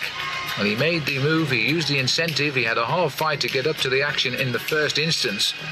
And even though he's been a passenger on that group, the man who has got rid of him is the animal himself, Sean Yates, who's setting the pace now in the chase, and we've got rid of 2 from that break.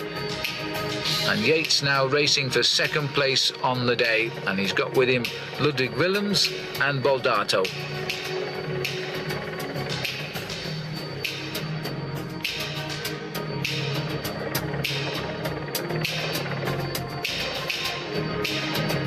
This has been a very particular race today, in the true style of Paris-Roubaix. Albert Bouvet, the director technique of the course this morning, was very nervous indeed. He even started rumours that it could even be cancelled because of the weather.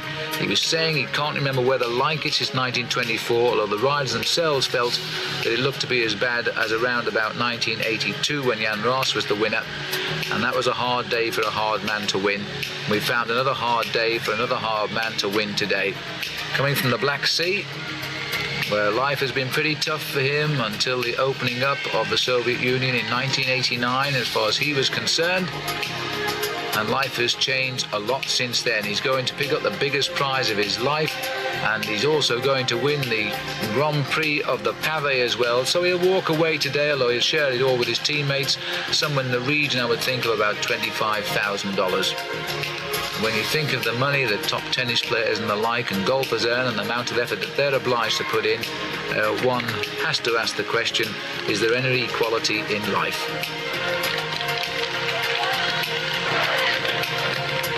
And this is, in fact, Gilbert Duclos-Lassalle, and I'm not sure where he is, but I've got a feeling he must be coming up here on the Sean Yates group. This man has never heard of the word to give up, and indeed he is coming back into the race. Duclos-Lassalle has committed himself once again, the winner for the past 2 years. He's crashed 2 times at least today, we know. He's had flat tyres as well, and he's still finding the strength to race back into the front line. I think he could well be in with the race for second place. We'll have to wait and see what's going on. He's got, yes, he must be, because that's Baldato with him now, and there is Sean Yates. So Duclos-Lassalle, unbelievable. He's come across here with Johan Capio. Capio is the rider at the back there now. It's all too late to stop this man. He's through the back streets and will be going down the main street of Roubaix to the finish in the stadium very shortly now. For him, it is a matter of honour, and a little bit of a lap of honour too now as we head towards the finish. This is Cherang. It's 13 kilometres to go, but that's okay. It's not difficult miles, about 7 miles, a little bit over perhaps. They're not going to come back to him, but Duclos-Lassalle is turning out to be the great loser of this race, and I'm sure in the eyes of the French, the man of the event today. He was right in the thick of the action, which takes some doing because Duclos' form was not thought to be great. He was seen to be struggling in a couple of the early season races, and yet he's managed to bring himself right to the boil in a race which he just loves. He's twice finished second, he's twice won Paris-Roubaix. He may even get a third second place yet. There he is sitting at the back, proudly carrying number 1, but not on his bicycle because his Greg LeMond machine has been changed during the crash earlier on. The gap is 1:58. They're nibbling back into this race, but not quick enough. And Schmiel is easing back a little bit. And the man who has been doing the damage, the big powerhouse himself, is Sean Yates from the Motorola team. He's dragging that group along now. And there's no sign on the face of Andre Schmiel of a man who is feeling just too bad to reach the finish. He's looking good. 10 kilometres to the line, 6 miles to go. The race officials even shouting time checks at him now.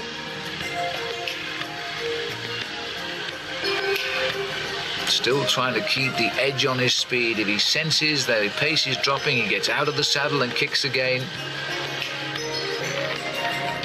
And the motorcyclist in front, one of our cameramen, you probably caught a glimpse there of his bicycle, which is absolutely caked in mud.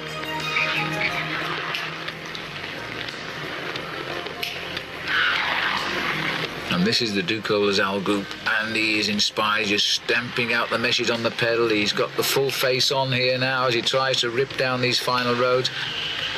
And Olaf Ludwig has come through too. Ludwig is also here now. Behind him is Johan Capio. Still the big names who have dominated throughout. Sean Yates from Motorola.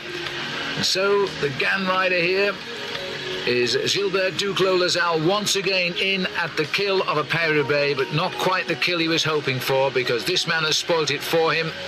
And Andre Schmiel, they're not going to bridge the gap. It's still around about 1 minute 45 seconds the gap. And Schmiel knows now that nobody, not even Eddie Merckx, could close the gap today. He's worked hard to build it up over the best part of 40 miles, some 60 kilometres. And now all he's got to do, and I say all, is get to the finish in Roubaix. And there's Jean-Luc with the final words of encouragement, finger up, and he's listening to information on the radio, and it's come through, and he's now telling him exactly what it just said. And I would think it will say that Duclos Lazal is spearheading the charge, but the gap is still not coming down fast enough to swing the victory back towards Gilbert. Well, quite frankly, surely Duclos Lazal couldn't clean up in the sprint anyway now. He's given so much energy to this race today to try and stay just in contention, which he's done to largely good effect. This getting near the last stretch of the cobbles. 1.4 kilometres, and it's goodbye to hell and hello Roubaix for this rider, and the first time that a rider from the east will have been the victor of this race, and it's taken them 92 attempts.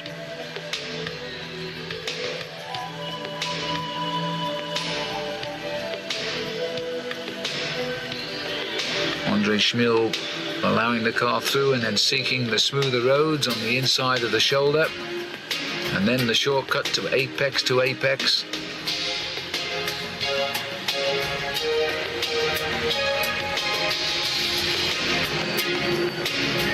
Just chance one last photograph, which will go down in the history books, I'm sure, as we head into the last 5 miles towards the finish. But I'm quite sure we haven't seen the last of the rain, because the clouds are very, very black overhead. And it may be the final word from this race of very bad weather today, although the riders are somewhat lucky that the sun has come out for the middle section during the passage over most of the cobblestones. Although under wheels, at times they've been simply atrocious conditions.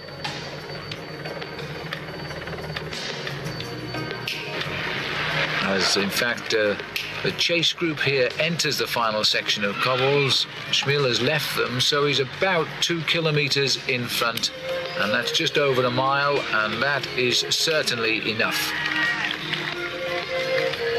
Duclos Lazal, Ludwig, Baldato, Willems, Yates, Capio in this chase group. A very, very select and varied group indeed. Olaf Ludwig once more in at the finish of Paris-Roubaix, a second and a third in the last 2 years. Sean Yates finished 8th, but that was a fantastic recovery by him after a late puncture 1 year ago. You can see the sky now, which is still full of rain, and the rain beginning to fall on our camera lens as well. Well, for the first time, I think Andre Schmiel is beginning to really show the pain he's feeling. His face is now telling us. There's his positions in the world rankings. You see how he steadily improved over his 6 seasons as a pro. He's currently in his best position at the early part of his 6th season, 1994. And if he continues with this form, he's going to run out quite a star by the end of it. He'll be the new leader of the World Cup competition after 3 races by the time he gets to Roubaix, because there are 50 points for the victory, and that will give him a certain advantage over anybody else now. His nearest challenger would have been Johan Museo, but Museo, as we've seen, has been dropped from that chase group and will not score well at all now.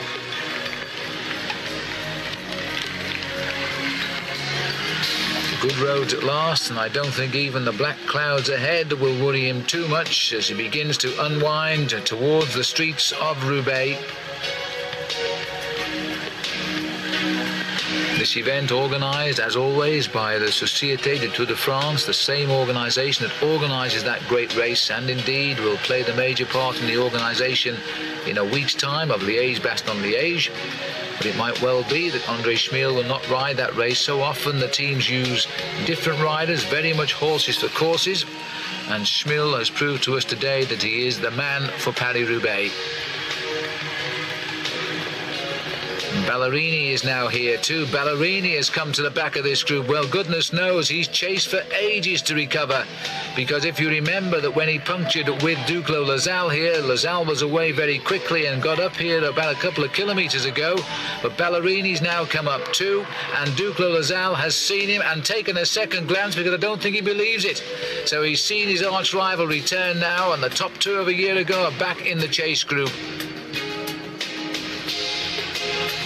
All too late for the man with the 3 1s on his number, and next year he'll have just 1 as the previous year's winner of Paris-Roubaix.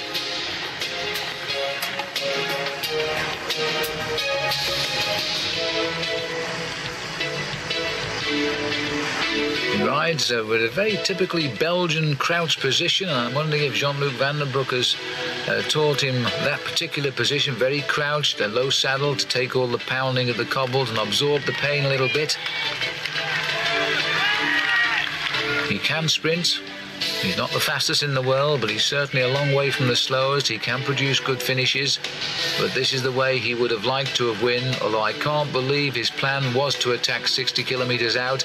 It was an impulsive reaction to a situation. He read it perfectly, and it paid off.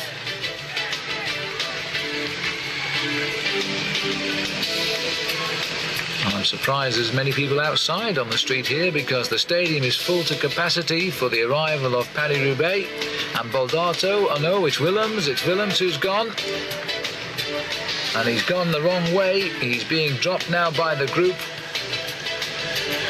Well, in fact, he's coming back up, because that's the return of Willems. It was Wilfred Peters who was up here, so Willems has come back. So slowly but surely they've rejoined this chase group, which is getting bigger by the minute. But it's all happening now, and all of the drama is happening behind Schmil, and he doesn't care.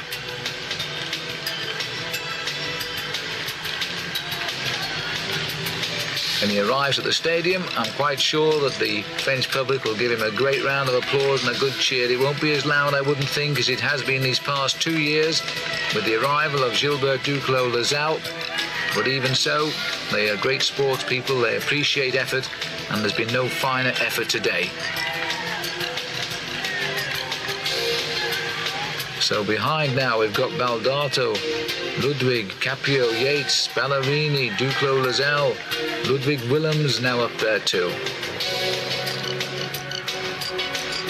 And the cat and mouse has started, which means that if there's anybody else chasing, now's the time to latch on, because the pressure is going off here. They know they can't catch the winner, so they're thinking of second place. Baldato on the inside.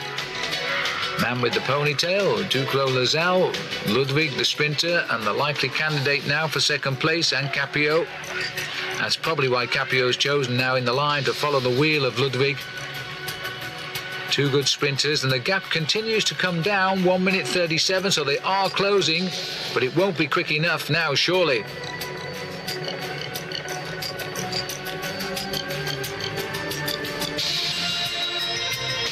The legs there covered in mud of André Schmil, and the gap at 1 minute and 37 seconds. It's come down by about approximately 25 seconds over these last few kilometres. That's to be expected, because that chasing group has slowly swelled. And there for French television are the words of Jean-Luc Van den Broek, and I would imagine he is very, very happy indeed now, and his comments will be something like, he'll do it now, there's nobody going to stop him, and it's great. The Belgians might even claim half the victory. In fact, the French can claim the other half, can't they? He rides for a Belgian team, and he lives here in Roubaix, so they can share in the reflected glory of the rider from Moldavia today.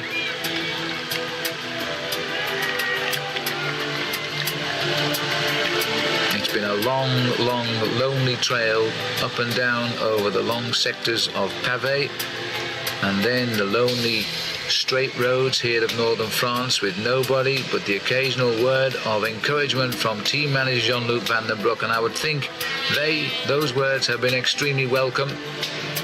But now for the first time we are seeing a very tired man who's now praying to see the arrival of Roubaix Velodrome, where this great race began back in 1896. We've had our moments when it transferred downtown, and Sean Kelly won that.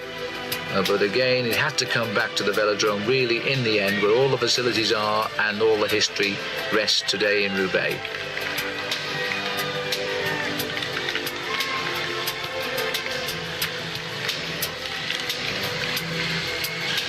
Seven riders chasing him behind in that lineup.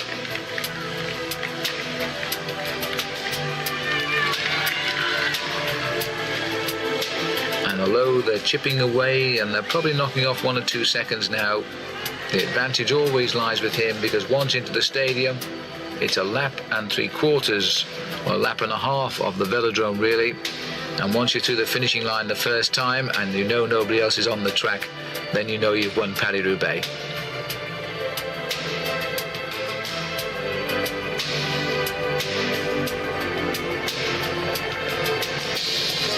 He's following in the wheel tracks of some of the most famous names in the world. There are those riders who won't attempt to ride in Paris-Roubaix.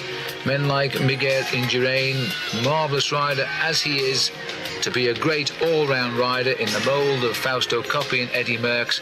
Then you've also got to prove you can ride other races as well. And now they're not here, and we're watching a Moldavian triumph for the first time.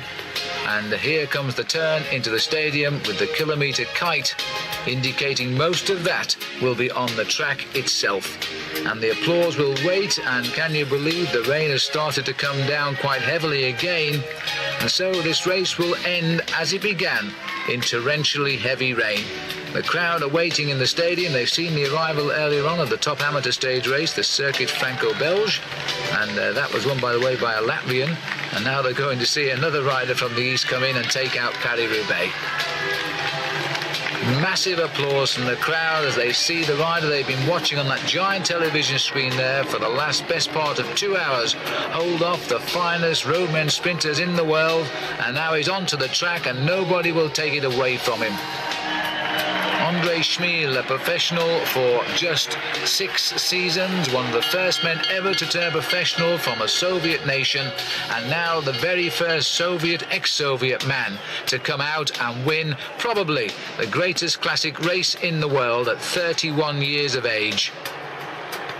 Third in the Tour of Flanders, fourth in Ghent-Wevelgem, the winner of the Grand Prix Harelbeke this year, and now the biggest of them all, he's going to go down in history as the winner of Paris-Roubaix, and just the circuits to go.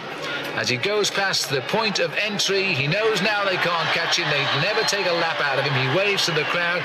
It could well have been his wife there, because she's on the back straight, Eleanor, as he comes round towards the finish straight now, and the greatest moment of his life as he will start to salute the crowd, because nobody can touch him.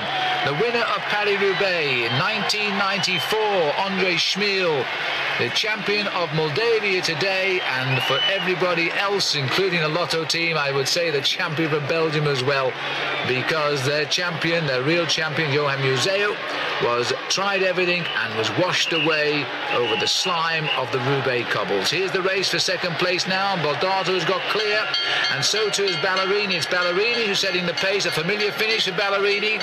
He was second, don't forget, when he was in a two-man sprint against, indeed, Zuclo Lazalo, who's not here, so Ballerini must have escaped just over the last kilometre or so, and the gap is not going to be that great, around about 1 minute 20 seconds, so they closed in, they continue to close in, but look at the surface here, very dangerous conditions indeed now for sprinting on the Velodrome. Ballerini showed us a year ago he's not a great track man, he gets a little bit frightened of situations like this, but he's trying now to go as quickly as he can to stop any attack from Baldato, but Baldato's coming quickly over his shoulder, and Baldato has taken great risks there, but he's eaten Ballerini in the sprint. Second last year for Ballerini, third this time. Fabio Baldato gets second, and the clock stops at 1 minute and 13 seconds the gap. This is the battle now as they come onto the track. Duclos Lassalle getting all of the cheers, but he's being washed away by the sprinter Olaf Ludwig. And coming up too on Olaf Ludwig is Johan Capio, but Ludwig takes it, so he gets 4th place. Yates is in 5th place for the Motorola team. Johan Capio for TVM gets there in 6th place, and at the back of the group, and 7th this year, and he really was a great man of the race today, Duclos Lassalle in 7th. But there's the flowers, and there will never be more hard-earned than the flowers of the champion today. He'll also become the winner of the World Cup, the leader of the World Cup competition today. And who knows, by the time the 1994 season ends, we might well remember this salute as the one that took him eventually to victory in the World Cup competition. But for the moment, the champion, there's no doubt about that. He's tried all season, and it's come right in the end. From the Roubaix Velodrome, the winner today, Andrei Schmiel of Moldavia, the first ever. And while he carries home now the sacred cobblestone for his sideboard, and I hope they've reinforced the sideboard to hold it, we'll leave you now with the result of the Paris-Roubaix. Andrei Schmiel finishing the course in 7 hours, 28 minutes and 2 seconds ahead of Fabio Baldato, 1 minute 13 seconds back in the same time as Ballerini, and then Olaf Ludwig finishing 4th, 1 minute and 26 seconds down. Another great classic race and another great classic winner. And Famous Cycling Videos will be covering a lot of the major classics throughout the 1994 season. Next up will be the classic Liège-Bastogne.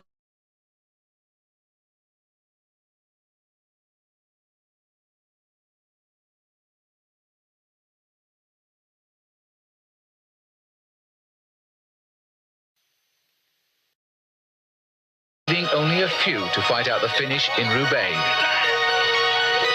The image carried by all who ride or watch this race is this: one of broken bodies and of broken bikes. Men who are totally committed to prove that to merely finish is worthy of the honour.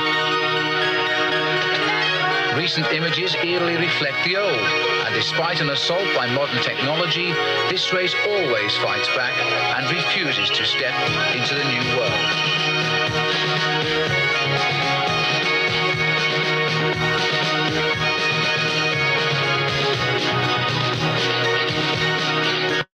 From the quagmire, and in this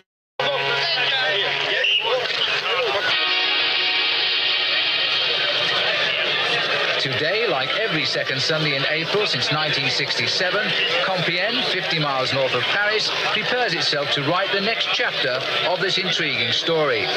Van der Aarden is back to defend his title, and with 3 major wins already this year, he's again a favourite. The last rider to win twice in succession was the Italian Francesco Moser 8 years ago. Sean Kelly, the Irishman who's been the world's #1 since rankings were first given in 1983, is also back. Win number 3 is on his mind. It's a nice day.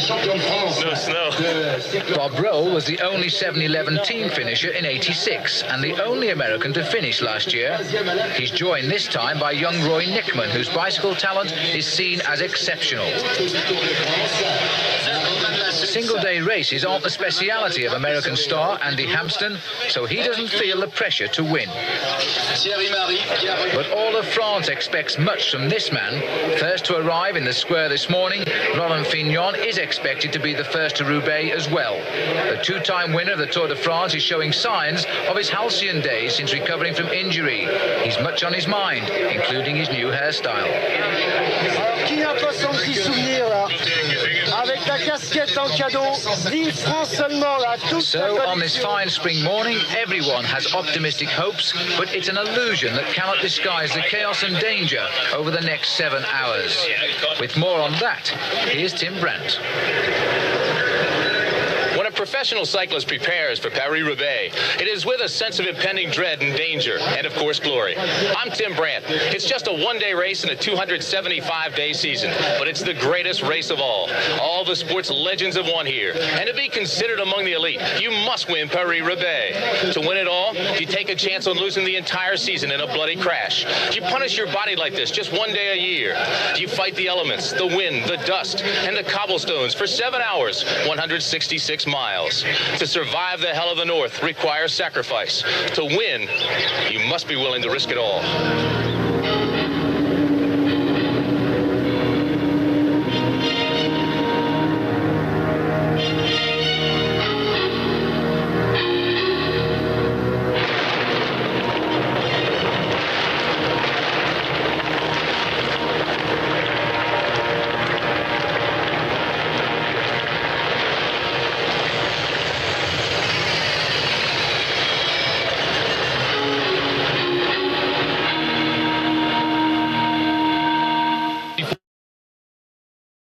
With a start, 199 cyclists from 19 nations prepare for the beginning of this torturous tour. Missing, however, Greg LeMond and Stephen Roche due to injury. This cloudless, crisp morning is also a surprise. It's been 6 years since the conditions for this race have been anything but menacing. The calm demeanor of the cyclists belies the intense uneasiness they must feel inside, knowing what's ahead. And the question begs, which cyclist will make headlines and join the elite? For the winner will not carve his niche, but chisel it in the history books of racing.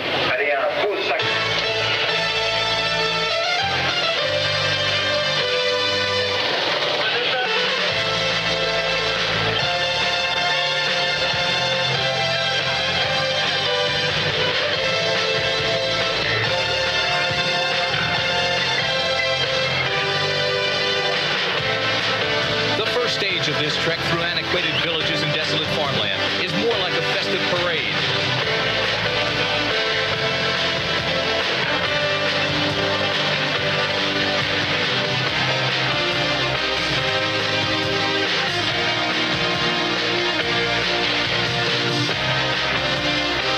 Ironically, despite its name, this race is not really Paris to Roubaix. It actually starts some 50 miles from Paris in a city called Compiègne, a town known more as the historical site for both the German armistice in World War I and the French surrender in World War II. Now, it's known for the starting point of this event.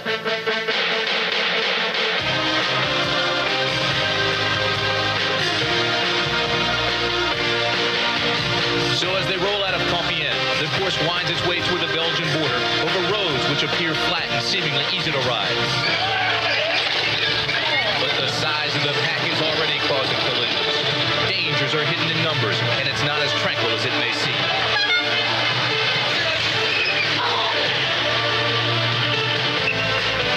When you think of recent success in Paris-Roubaix, you think of Sean Kelly. The two-time winner always controls the pace and commands respect from everybody with aspirations of winning here. No serious contender is likely to make a move until he does. Defending champion Eric van der Arden will wait and watch. Curiosity seekers are anxious to find out if Laurent Fignon can do well after his 3-year absence.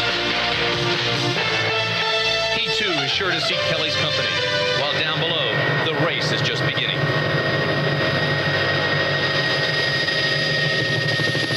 Only 26 miles after leaving Compiègne, the attacks begin. Almost by tradition, a group escapes early. It rarely succeeds, but that doesn't stop them trying. And one of those who wants to try is American Roy Nickman, who quickly slips into the first real attack of the day.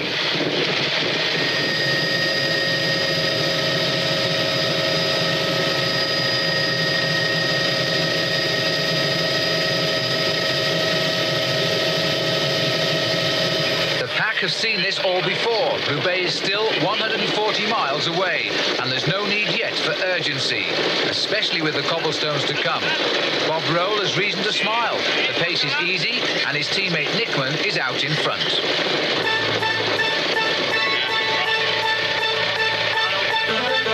But the 13 spring lambs of Paris-Roubaix waste no time. If the pack are ambling, they aren't, and with 11 teams represented in this front group, they combine as they speed towards the first of the 22 sections of cobbles. Are they on the road to stardom, or are they lambs to the slaughter? With all the favourites still here in the main field, there seems no cause for concern yet.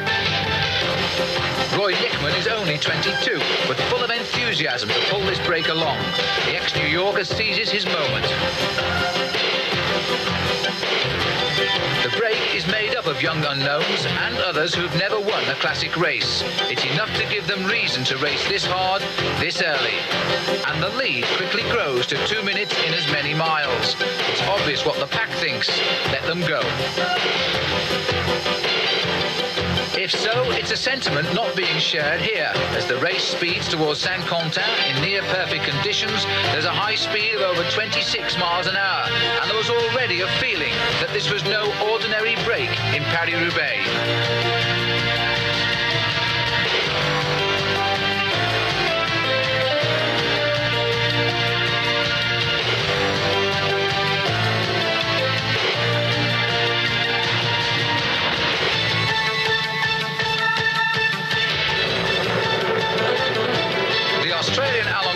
The pace setter here is the best known in this front group, yet he's ranked only 94 in the world. Others in the lead may not even be known by the pack. Corné van Rijn, Frank Bouconville, Yves van Steenwinkel. We'll forgive you if you ask who are they. I'm sure it's a question being asked in the group. But in fairness, Roy Nickman is known by them. He's young and has potential, and today is playing point man in the 7-11 strategy. Roy's in a break, right? Yeah. Yeah, they got like 2 or 3 minutes. Yeah. I'm gonna probably fast and go up there. If you're in the back before the cobbles, will you call me up so I can move up? Just like fake it? Okay. Team manager Mike Neal, an ex-rider himself, has Nickman in the lead group. And with over 100 miles to go, an early understanding of the race pattern is necessary. And no better rider to advise than Andy Hampston, who's riding in the main pack in his new role as chief scout. Neal needs to evaluate the attack and the likely reaction here. Hey, dude. So Roy's 5 minutes up. 5 already, huh? How many Yeah. guys? 5 dozen? Yeah, I'm gonna go up there and talk to him, and I'll be back. Okay, 'cause I'm not sure who's in there, but I didn't see anyone big. But No, Kelly and Van der Arden are just hanging out. I just want to talk to him and make sure he's just sitting on and, you know, tell him to hang in there. Maybe he can do a good job. And it's kind of like, we're talking about, he'll make it. No, that's great. Yeah, it'll be perfect. It's amazing how much time they have already. He'll be way past the first speed before they get Yeah, no, he'll be fine. 2 miles ahead of the pack, but victory cannot be assured in this Queen of the Classics. Troisville is the gateway to the hell of the north. The worst roads in France. The 62 miles that have passed have nothing on the 104 that are to come.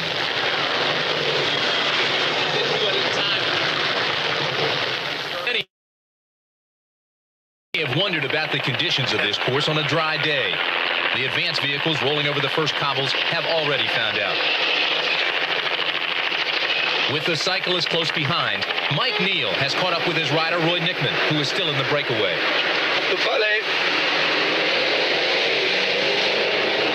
All right.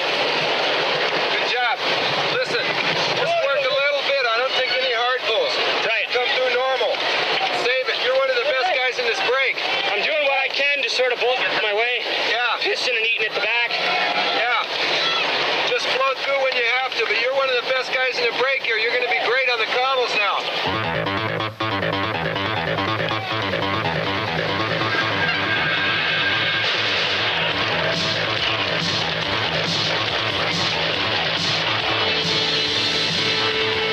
The breakaway has entered the first cobblestones.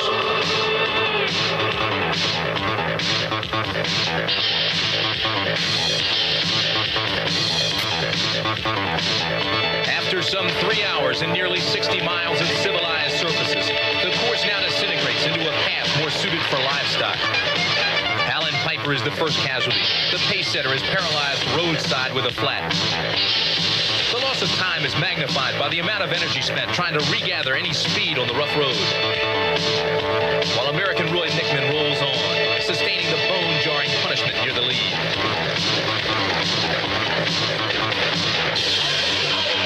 As the pack arrives at the cobbles, the 170 remaining cyclists now must jockey for position. The roads become impossibly narrow, requiring the racers to ride in almost single file.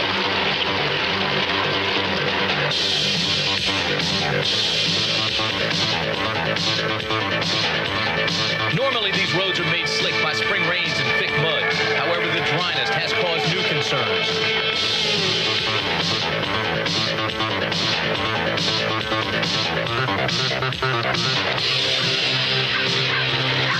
Once a rider comes to the rough stones, dust flies, visibility disintegrates, and the urge to pull back becomes a very real nemesis.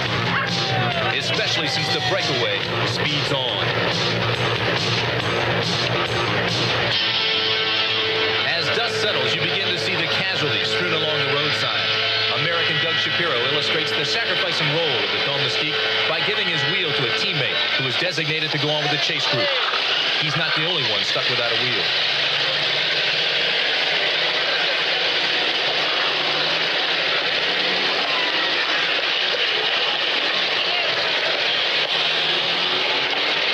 This is a thankless job, to wait for help long after the race has passed you by. When the team car finally arrives and gives Shapiro a new wheel, his reward? To continue until he's needed again when the next teammate breaks down. By the time the riders have reached the town of Salem, 22 athletes have called it quits. More are about to do so. The feed station is the traditional spot for riders to abandon. Most never intended to go past this point. Among them, Andy Hampson, who said prior to the start that Salem would be his final destination. He'll be joined by other 7-Eleven teammates, including Doug Shapiro. I just helped Dog in the beginning, and then somebody got a flat. Gave my wheel. Got dusty.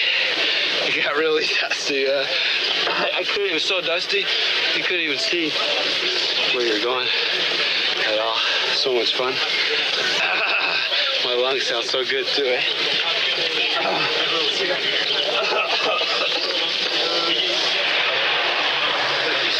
Before it started. Here, we want you to come to this part here. Your bag's right here. I was having trouble turning potatoes. For these riders, 2 sections of the cobbles were more than enough.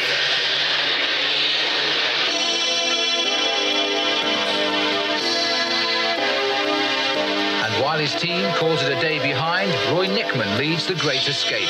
Perhaps the greatest seen in this race for over 2 decades.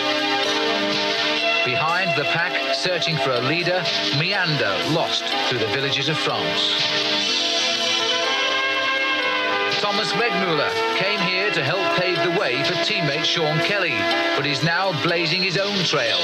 This group of opportunists are still building their lead at a time when the pack should be reeling them in.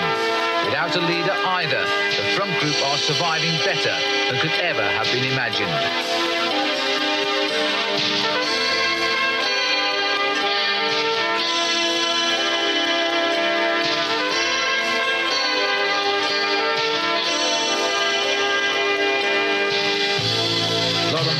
Is perplexed. All the men he fears are here, but with every turn of the pedals, others are gaining ground. Sean Kelly searches for help, hoping for the first signs of a reaction. Can, for example, a rider like Dirk de Mol, a Belgian who's never won a major race in his life, influence the outcome? With him, there are 12 like-minded men. This breakaway, started by riders the French call domestiques, men who help others to win, has developed into a serious attack that could never have been foreseen by the favourites. Now, the biggest obstacles for these men are not the riding legends behind, but the cobbled legend ahead. The Forest of Arlenberg awaits. Race for over 3.5 hours, the 13 surprise leaders approach the main test, a forested corridor of misery that welcomes wheeled traffic only once a year. To lead over these terrible roads is an advantage, and Roy Nickman, young in years and mature in mind, leads the high-speed charge to the Forest of Arlenberg with 100 miles completed. The speed has been constantly high, and with the cobbles making steering difficult, the dangers are all too obvious. Less than a mile into the Forest of Pain, Nickman becomes a casualty. The banging and bouncing have caused him to blow out, and a cruel piece of luck, so typical of this race, is again shaping the outcome. Nickman is left on the roadside, waiting for a tyre, while the brake speeds away. Dancing to a tune that few in this group have ever heard before, Alan Piper continues to pull the leaders along. The Arlenberg Trench has again begun to play its part in the race to Roubaix.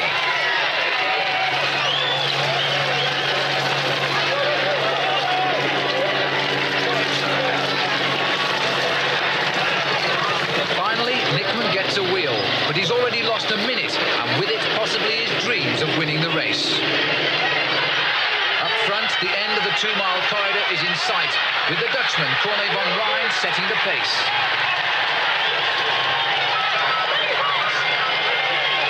While right behind the group is another world. The biggest danger to riders in Paris-Roubaix are their own team cars. Nitman is trapped, and it will be virtually impossible to catch up now.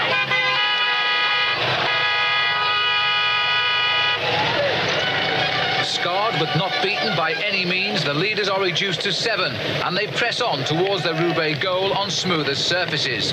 Rarely has a group this big survived the forest crossing. Clearly, this escape must be seen now as a danger. Still 6 minutes behind, the main pack rushes at the forest at almost suicidal speed, panicked by the lead of the breakaways. For them, the dangers are magnified tenfold.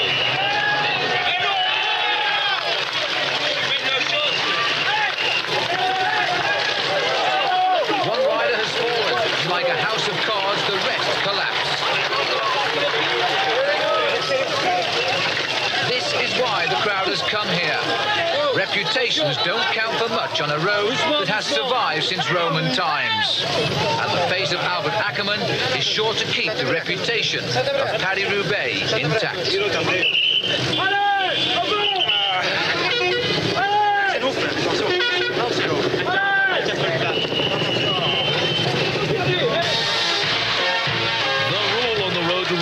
Simple. The pace setters always get caught. The question is when. And the look of panic is starting to show. Every turn in the road is a new lesson to learn, and often that lesson is harsh. The chasers are still in the forest, the worst place to be if you're trying to make up time.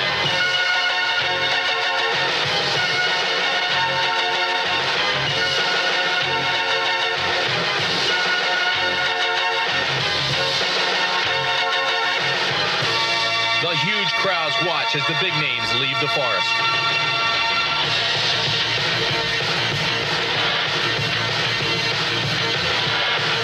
Meanwhile, the lesser-known leaders have found the size of this group advantageous to maintaining speed.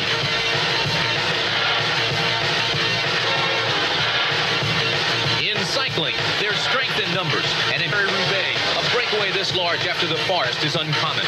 They're being pulled along by each other, and the longer the leaders maintain the gap, the more they believe they succeed.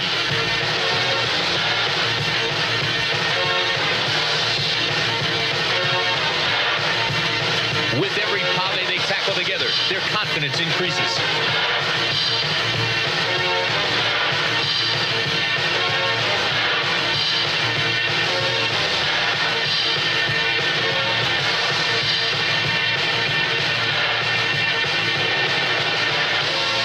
The chase group led by Sean Kelly can't ignore the pace any longer. To wait for the anonymous breakaway to falter could be disastrous. Laurent Fignon is there as well, but after being content with marking Kelly all day, he too now realizes they've let the leaders stray way too long. Kelly now finds himself in the unusual situation of chasing down one of his own teammates. The man who was supposed to set the pace for Kelly now sets the pace for the Mavericks in the lead.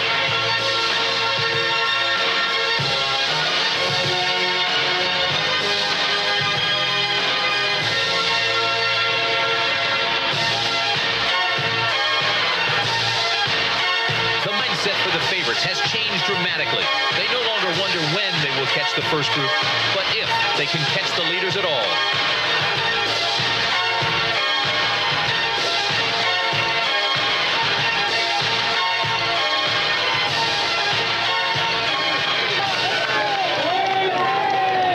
This rough and treacherous road to Roubaix has taken its toll on athletes for years, but cyclists aren't the only casualties. As we unfortunately found out, machinery isn't immune to the pounding either. But so many bikes and cars are easily towed away and put back together. The cyclists have found this road to Roubaix unforgiving. These breakdowns, both physical and mental, are not so easy to mend.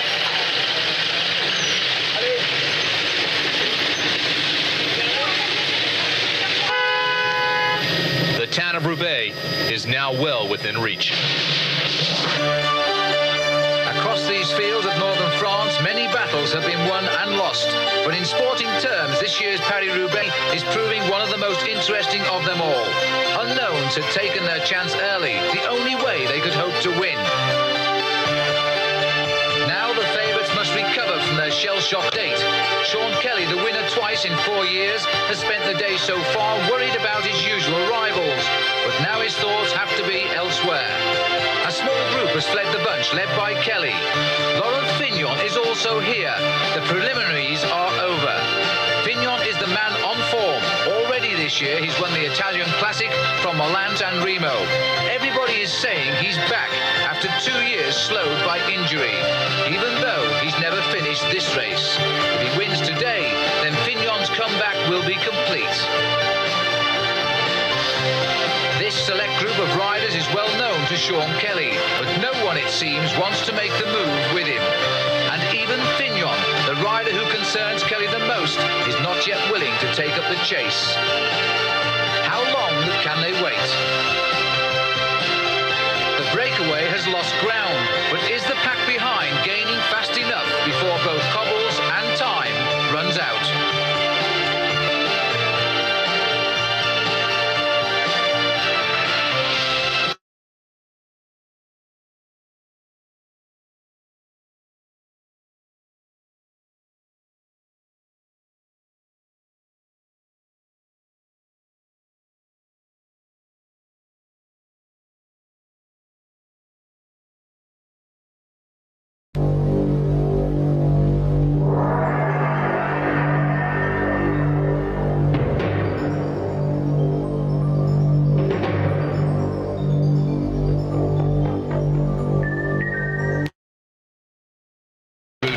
And they'll be able to rejoin the race further along, and they'll get there a lot quicker than the riders, because as you look at the map for Paris-Roubaix these days, starting at Compiègne, about 50 miles north of Paris, in fact then goes on a very circuitous route, making its way up to Roubaix. It certainly doesn't go in a straight line.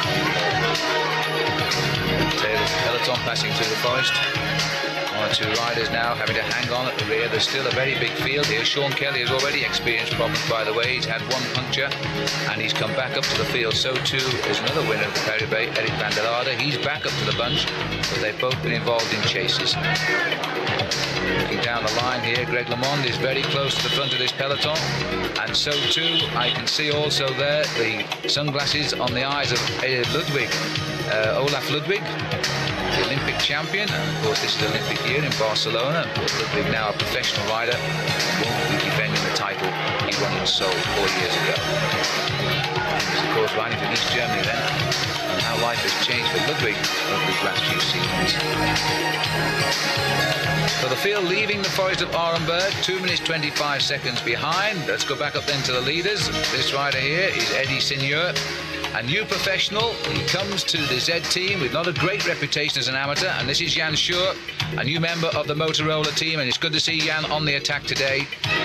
And in this group also, well, this is number 28 again, this is Williams, so this is the chase group now settling down in pursuit of still Ralph Yerman up at the front. And Eddie Seigneur, well, he's more or less a local rider. He comes from Beauvais, to the north of Paris, and wanting to show his new colours as a first-year pro. He is a very strong rider indeed, and it might well be that Roger Leger has made a shrewd selection there in bringing him over from the amateur ranks. He rode the World Championships last year, finished 6th in the Team Time Trial Championship, and 11 wins as an amateur. And France really are riding on a high this season. They've produced some good wins already, not least, of course, the great win by Jacques Durand in the Tour of Flanders, and what a runaway win that turned out to be, with the longest break in the history of that event. And the French young amateurs now really are riding on a high. There he is, Eddie Seigneur. And Ludwig Williams, well, this sort of course will suit the Belgian. Different style there, the Belgian rider, sitting right forward on the saddle, very short reach indeed. This is Taffy, not an outstanding rider by any manner of means, but an aggressive one. And Thomas Wegmuller, well, just a week after that great long breakaway in the Tour of Flanders where he finished second, he's now at it again here in Paris-Roubaix. And he's no stranger either to the long breaks in Paris-Roubaix, because a couple of years ago he finished second behind Dirk de Mol after a long breakaway of over 220 kilometers. That's about 130 odd miles. Jan Sure. It's good to see that Motorola's got one man up in this early attack group, because they've had some real bad luck this year. This is without doubt Motorola's best team that they've had indeed, and I'm thinking now too of the old 7-11 team, because this is the best team that the Americans have formed down here in Europe, and paradoxically they've had no success at all yet. It'll come maybe. This is the chase group. Now this is interesting. Here's Duclos Lazal, who is working well. He's chosen the fast wheeler in Jean-Paul Van Poppel. And it's interesting to see Van Poppel on the attack. He's a man that likes to wait for the sprint, but he's not waiting today. He may have sent somebody back in that big bunch that's trying to split the field up. Rick van Slyke is going forward with them. Another solid Belgian professional with no great list of victories to his credit. The same can't be said, of course, of Duclos Lazal nor Van Poppel, because both riders win and win frequently. In fact, last year Van Poppel won his 70th race as a professional. He only turned pro in 1985. PDM team will shortly disappear, I'm afraid, from our view as sponsors. This is the last season of sponsorship for PDM, and the same has to be said too of the other Dutch team, Buckler. They were only in for 3 years. It's the end of their contract, and they decided they'd reached their target. And that means that Jan Ross, manager of the Buckler team, and of course a past winner of Paris-Roubaix, is out looking for a new sponsor. Now let's go back to the group here. It's still led by Taffy. And look at this, they're straight on the back, those two, and they're straight through them. They're interestingly trying to break up this lead group now, because it looks as though Duclos Lazal is marking everything today. He's come up very late. They went clear in the forest in the peloton. They had to bridge a gap of 2 minutes 25 seconds, and Lazal is marking this attack by Van Poppel. You know, Van Poppel never normally rides so aggressively as this. He normally waits and will go in a small group and try to handle things in a sprint finish. And yet today, there's still a long way to go. Look at this. Van Poppel trying to go clear now. He's been caught by the reaction, but this group is not all here, I don't think. We've got 5 of them in the lead. And time for some nosh on the way here for Van Poppel. Van Slyke, the Belgian rider. A lot of work being put in by Duclos Lazal. He really does strive to earn the title, Mr. Paris-Roubaix. This is the 14th time that Gilbert Duclos Lazal has attempted to ride in Paris-Roubaix. He's finished 11, and he could make it 12 today with a bit of luck. The face there of Rick van Slyke. And this little group is trying to go clear. In fact, they've dropped Taffy. Jarman, I think, has also gone. Willems has gone. And Wegmuller is here. And I'm sorry about the little bit of picture breakup we experienced. It's not a fault with the video. In fact, it is a problem that we will always receive when we go under obstructions because of the signal from the helicopter beamed down to our motorcycles, which brings you these pictures, which are in effect live. And so the little bit of breakup we will experience, there's nothing we can do about it. It's when we pass under the structure there of the bridge as well. This is the chase group, and that's Rolf Jerman at the back. And so they've lost contact with that lead group thanks to the attack there of Van Poppel, and quickly followed by Duclos Lazal. Van Slyke has gone up there as well. And there's our first chance to see the big field, and it is a big field for this stage of Paris-Roubaix. The cobbles so far, and we've had about 25 kilometres of them, 15 miles of them so far, hasn't really taken its toll on the big field. There's that breakup again, which, as I say, we can only apologise for, but it's because of the technicalities of beaming these pictures back to commentary positions. Now let's follow the route here, because we're looking now for what's left of that group. It was originally 10 riders. We've seen the lead group establish itself. That is one rider dropped from the back, and it looks to me as though it's Motorola, so it's got to be Jan Sure. Jan Sure, and that's a sad sight, has been dropped from that lead group, which means that Motorola have nobody up there now. Sure is on his own. He'll be picked up by the main field very shortly. There's no doubt about that, because he's not going to survive up there on his own. There's still a long way to go. The best part of 55 miles still to ride to the finish. And this will be the second group on the road now. So this will be the chase group then, probably of Willems, Taffy and Ralph Jerman. And it is, and they too have lost contact. That's a tremendous attack, and it must have been that Van Poppel, when he came up with Duclos Lasalle, they immediately jumped that group because they must have sensed they weren't going quick enough. They knew exactly the whereabouts of the main field because they just left them over the Forest of Arlenberg.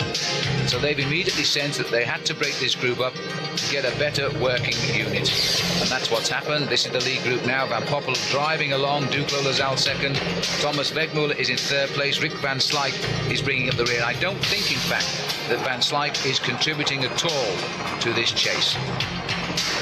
Well, Wegmuller must be feeling a bit tired. He's been out there longer than the rest today. We continue to bounce over the cobbles. We're on sector 13 now of the cobbles. Remember that the cobbles start at sector 22 and they count down. The last sector is number 1 before they head off into the stadium in Roubaix. First 3 riders off the end of every sector win not only cash prizes but also a points competition to find the king of the cobbles, as it were, for the most consistent rider over the cobbles today. Still bouncing happily along here is Ludwig Willems. This will be in the second group. There's Taffy. Solid rider, if not one of the most famous. And this is Ralph Yerman, former champion of Switzerland. And a very strong rider indeed. But the Ariosti are really riding without a leader today. They only started 6 men. They put 3 of them in the breakaway in the opening 2 miles of Paris-Roubaix. Field reforming behind, and the Lotto riders are really quite prominent now. Johan Museo, the star sprinter, he's also a very strong stayer over a course like this, and I suppose if anybody started as an outstanding favourite today, it would be Museo. And just look at that long line of riders, and that is an unusual sight in Paris-Roubaix. Out back to the leaders. Wegmuller putting the pressure on at the front. Duclos Lasalle to the right of the picture behind Wegmuller. Van Poppel riding very, very strongly. One of the best performances I've seen from Jean-Paul. He's a really nice person to know as well. He speaks fluent English and riding strongly. And it looks to me as though they are getting rid of Rolf Yerman here. He's in trouble on the cobbles. And this is the chase group now splitting up as well because the big field are beginning to wipe out this breakaway. And Van Poppel is having none of it. He's keeping going, riding over the centre of the cobblestones. This is Willems in trouble as well. Taffy has gone round him, but this chase group has completely disintegrated. Now Willems is a strong rider over cobblestones, probably best equipped to actually do something in Paris-Roubaix from this chase group. I'm a bit surprised that he lost contact with the main attack. But he has done so, and it's Taffy who's trying to do something about this chase. But they're losing ground. They're about 40 seconds now behind Duclos Lasalle. Let's have a look at the main field as they have to do the best they can from down the heart of the big peloton. And hope they don't fall down too many holes between the stones because they're completely unsighted now behind the riders. Steve Bauer, 4 or 5 riders back from the front of that peloton. Bauer also gets inspired by Paris-Roubaix. His last 2 outings, he's had a 4th last year, and of course received that very important decision when he was about a centimetre out of victory when in that photo finish 2 years ago when Henry Plankett took the win. That was a very sad thing. But you know, Steve Bauer hasn't really ridden well for 2 years now. I think it mystifies him as much as his sponsors. He'd like to get a big result, and he might feel that Paris-Roubaix is the day because he has good form. He's been riding well in these spring classics, looking like a man that could pop up with a victory at any moment. Well, Willems is managing just about to control the riding of Andrea Taffy. He's doing all of the work over the section of cobbles here.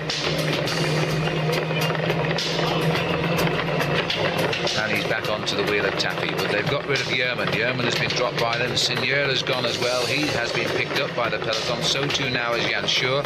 So this original breakaway of 10 has completely disintegrated. We've just got Wegmuller, Van Slyke, Van Poppel and Duclos Lasalle in the lead.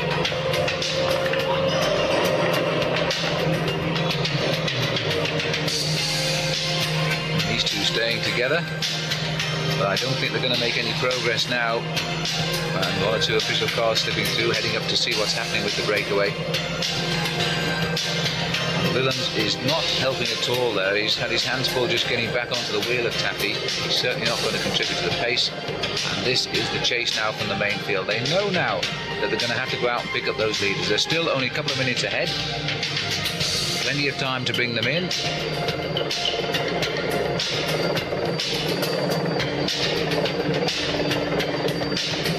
And again, we're seeing that it's only one or two riders who are reacting here from the main field and not putting in a concerted chase. PDM, of course, are not going to do anything at all. Neither are the Z team. Greg LeMond, Christophe Capel, and Jean-Claude Calotti are the Z riders in this lead group, and they're certainly not going to contribute to the downfall of their captain on the road, Duclos Lazal, up in the lead. And the Lotto boys, well, I would have thought the Lotto riders will feel they've got the wrong man in that leading group in Van Slyke, and that they would prefer to change him for somebody like Henrik Redant or indeed Johan Museo. Here we are alongside Duclos Lazal now. Thomas Wegmuller. Wegmuller, of course, on the same team as Sean Kelly, who rides in a white jersey today as leader of the World Cup competition after that terrific victory he experienced in Milan-San Remo. Joint leaders in the World Cup, in fact, but they've given the jersey to Kelly today, with Jackie Durand also getting his win in the Tour of Flanders. Each of them now on 50 points in the World Cup competition, and Kelly wearing the leader's jersey. Big Jean-Paul, still willing to take it through. Turned pro, I think it was 1986 when he turned pro, Jean-Paul Van Poppel, and he won 15 races in 1987. He did it again in 1988, and 10 wins in 1989. Then in 1990 he had a real downer. He only picked up 2 victories and finished way back in the Tour de France, when he should have won lots of stages. And last year he found his form again, came back with 12 wins, and so far he's also a man of victories this year as well. Thomas Wegmuller here, just trying to swallow down a little bit of food. The marvellous rider he is, the way he does these long breakaways. He never thinks how far to go. It is 250 kilometres, 200 kilometres. It doesn't really matter to Wegmuller. He just gets out and sees what shape the race takes, and very often it pays dividends. And this is Gilles de Lyon, who's also making an appearance at the front, and he was the Superboy of a couple of years ago. We haven't seen too much of him since, and alongside him here, Christian Hen, a medalist in the Olympic Games 4 years back. He's on the new Telecom team, revamped this year under their new manager, Walter Godefroot, himself an outstanding Belgian sprinter, and Henny Kuiper, the former manager and indeed former winner of Paris-Roubaix, well, he's now looking after the boys in the Motorola team. And there's a lot of attacks coming now on the other side of the road, and it looks as though Nico Verhoeven is beginning to try and make some headway here, but they're on him. And in fact, that's Van der Nacker who's come to the front, and taking a drink there is Edwig van Hooijdonk. Again, a little bit of picture breakup, but this is caused by the situation around the riders, usually the trees that interfere with the signals that go up from the helicopters and down to the motorbikes and vice versa. There's a real sense of urgency now, because they've realised that 1 or 2 riders up there could make this Paris-Roubaix right through to the end. Duclos Lazal, and there he is, and Thomas Wegmuller, if Thomas remains, or his strength remains with him. And remember, this is coming just 7 days after his marvellous performance in the Tour of Flanders, where he was only left behind near the Bosberg climb, a few miles from the finish, and Jackie Durand went on to the victory. They were the 2 survivors of a breakaway of over 130 miles. And Wegmuller, in fact, looking as though he's struggling a little bit now. Duclos continues to push the pace along with Van Poppel.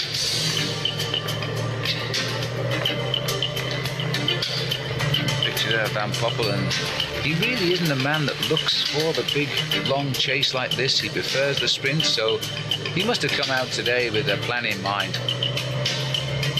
He's got a great ally in Wegmuller. What an amount of work Duclos Lazal is doing. Every time he goes to the front, he pushes on here. Twice second in Paris-Roubaix. He's also finished 4th and 6th. A tremendous record. And they're driving very short turns too. They're giving it full pressure and then sitting up and easing back. And it does seem the only one working in that group is the Belgian Van Slyke, and he would prefer to see now some riders from this group come up. Watching the Motorola boys now. Frankie Andreu, one of only 3 American riders. The other is Andy Bishop and Greg LeMond, of course. They're the only 3 American riders in the race.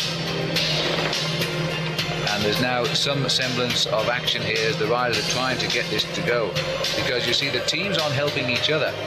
There's Jan Shaw, I think it is, who's now come back into the field, so he's been picked up and he's now doing his turn at the front to try and reduce this gap. Neutral service coming through, but a little word of advice, I think, possibly a time check gone across to Wegmuller there.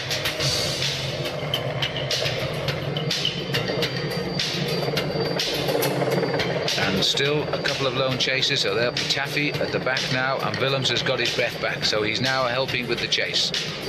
But they really are in no man's land. They're making no impression at all on those leaders, and you can see that they really are also labouring now.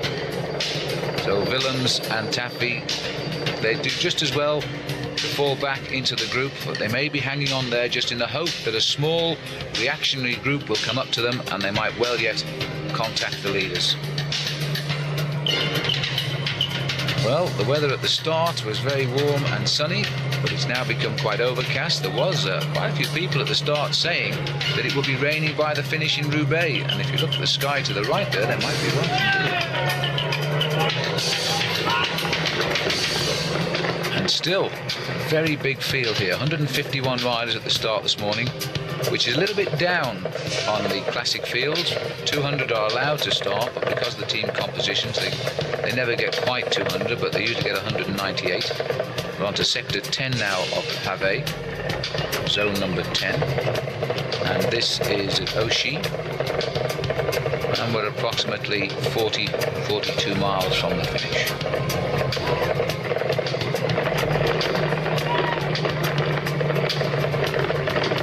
I think the truth being known with the teams here, there's a lot of riders still do not want to come to ride Paris-Roubaix. Indurain, who's taken a rest, he isn't here, and neither is Gianni Bugno, who simply doesn't want to come.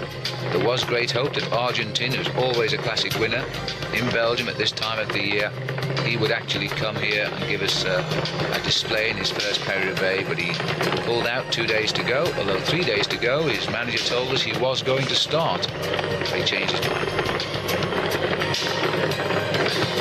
Olaf Ludwig at the front now, setting the tempo, riding with his hands on the centre of the handlebars and just seeing the way through the cobblestones. This is one of the less severe stretches of cobblestones. The official gap on the leaders at the moment, 2 minutes and 13 seconds. And one of the riders who we've heard has fallen but got back into the race, Franco Ballerini. This is an attack by Edwig van Hooijdonk, trying now to pick up the tempo. We've gone back up to the leaders briefly. This is Van Slyke and Duclos Lasalle working hard, but at the back of the line, which is unusual, Thomas Wegmuller. And you can feel every ounce of those cobblestones bouncing through his body. When you're on these cobblestones, you ride big gears and you ride them as fast as you can. And I would think right now that Duclos Lasalle is enjoying having those shock absorbers on his front forks. And I wonder if they make any difference to the ride over the cobbles indeed.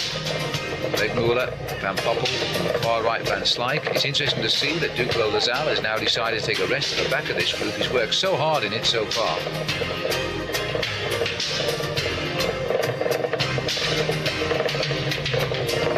And they are actually on zone 11 here.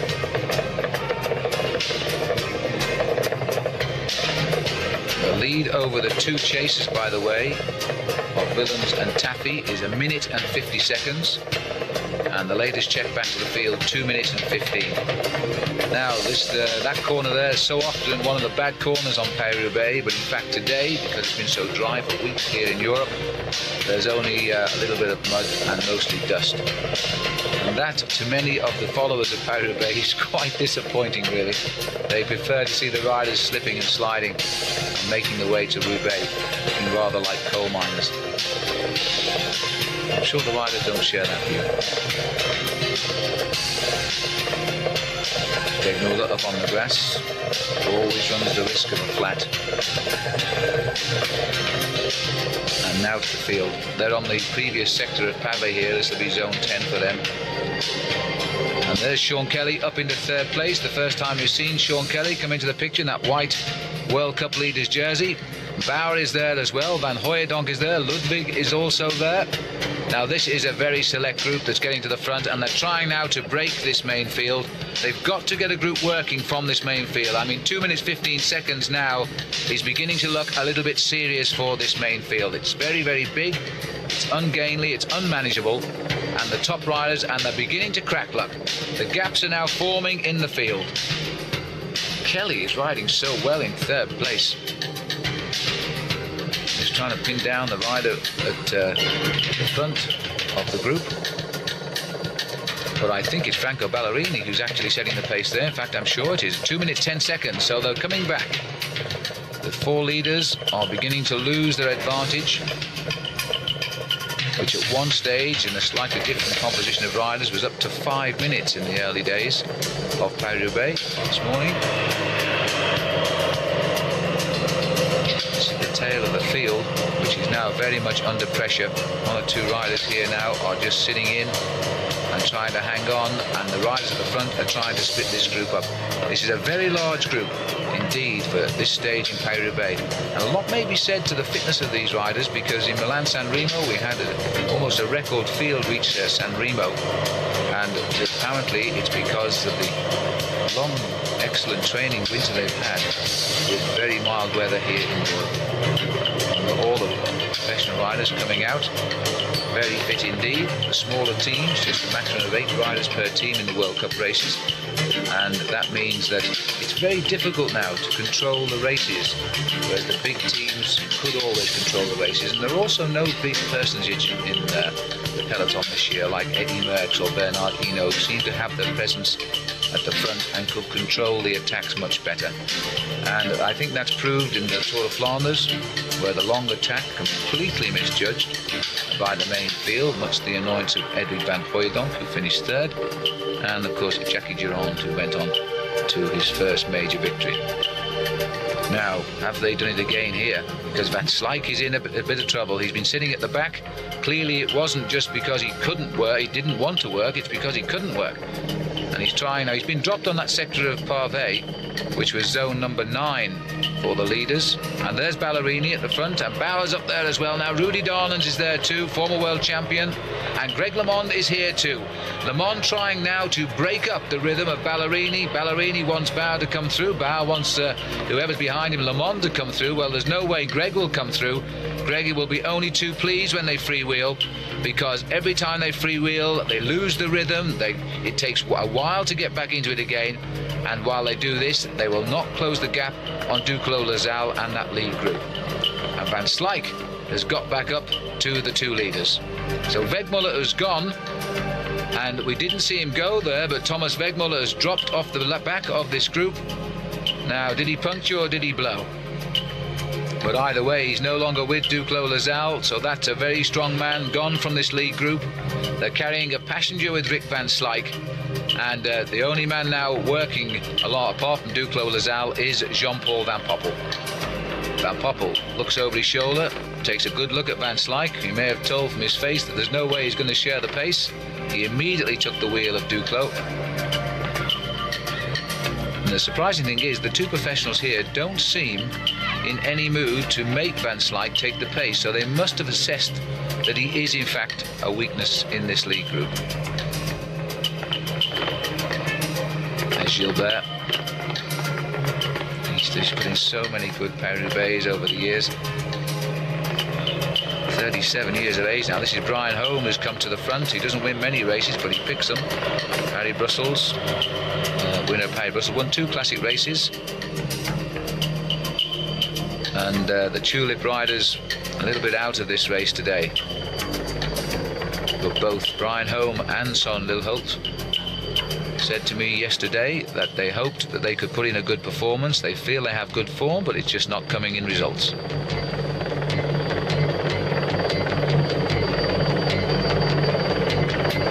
it looks as though Duclos Lasalle is now becoming the strong man of this threesome at the front.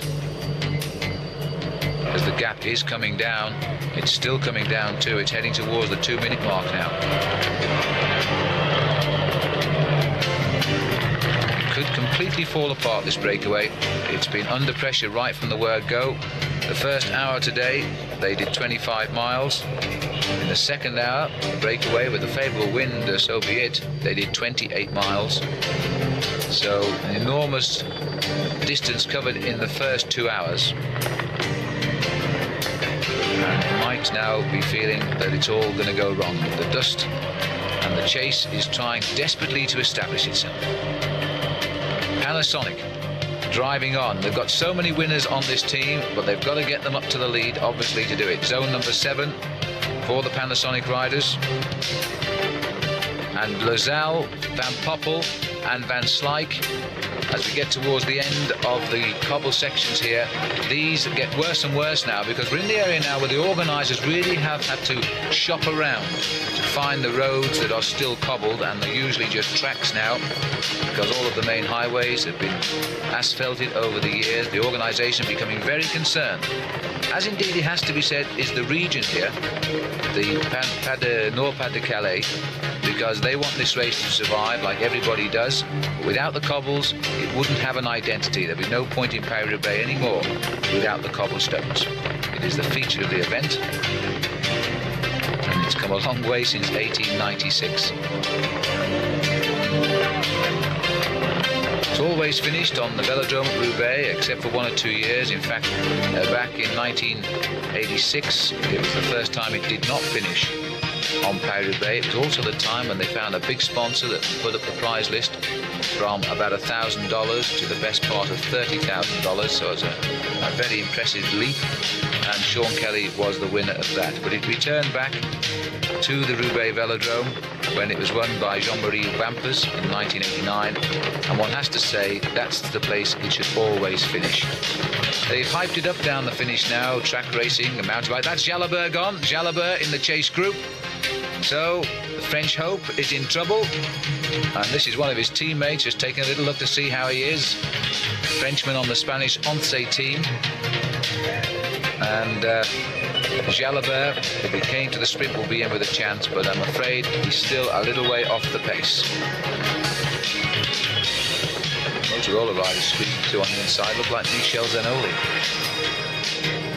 He too is a great sprinter, but you've got to get to the finish to use your sprint, and at the moment it looks as though Duclos Lazalle is going to try it on his own, because Lazalle, and what the chase group here, yes, Van Poppel and Van Slyke, so Lazalle has sensed that both of them are in trouble and has decided to go alone. Well, he's a long way to go.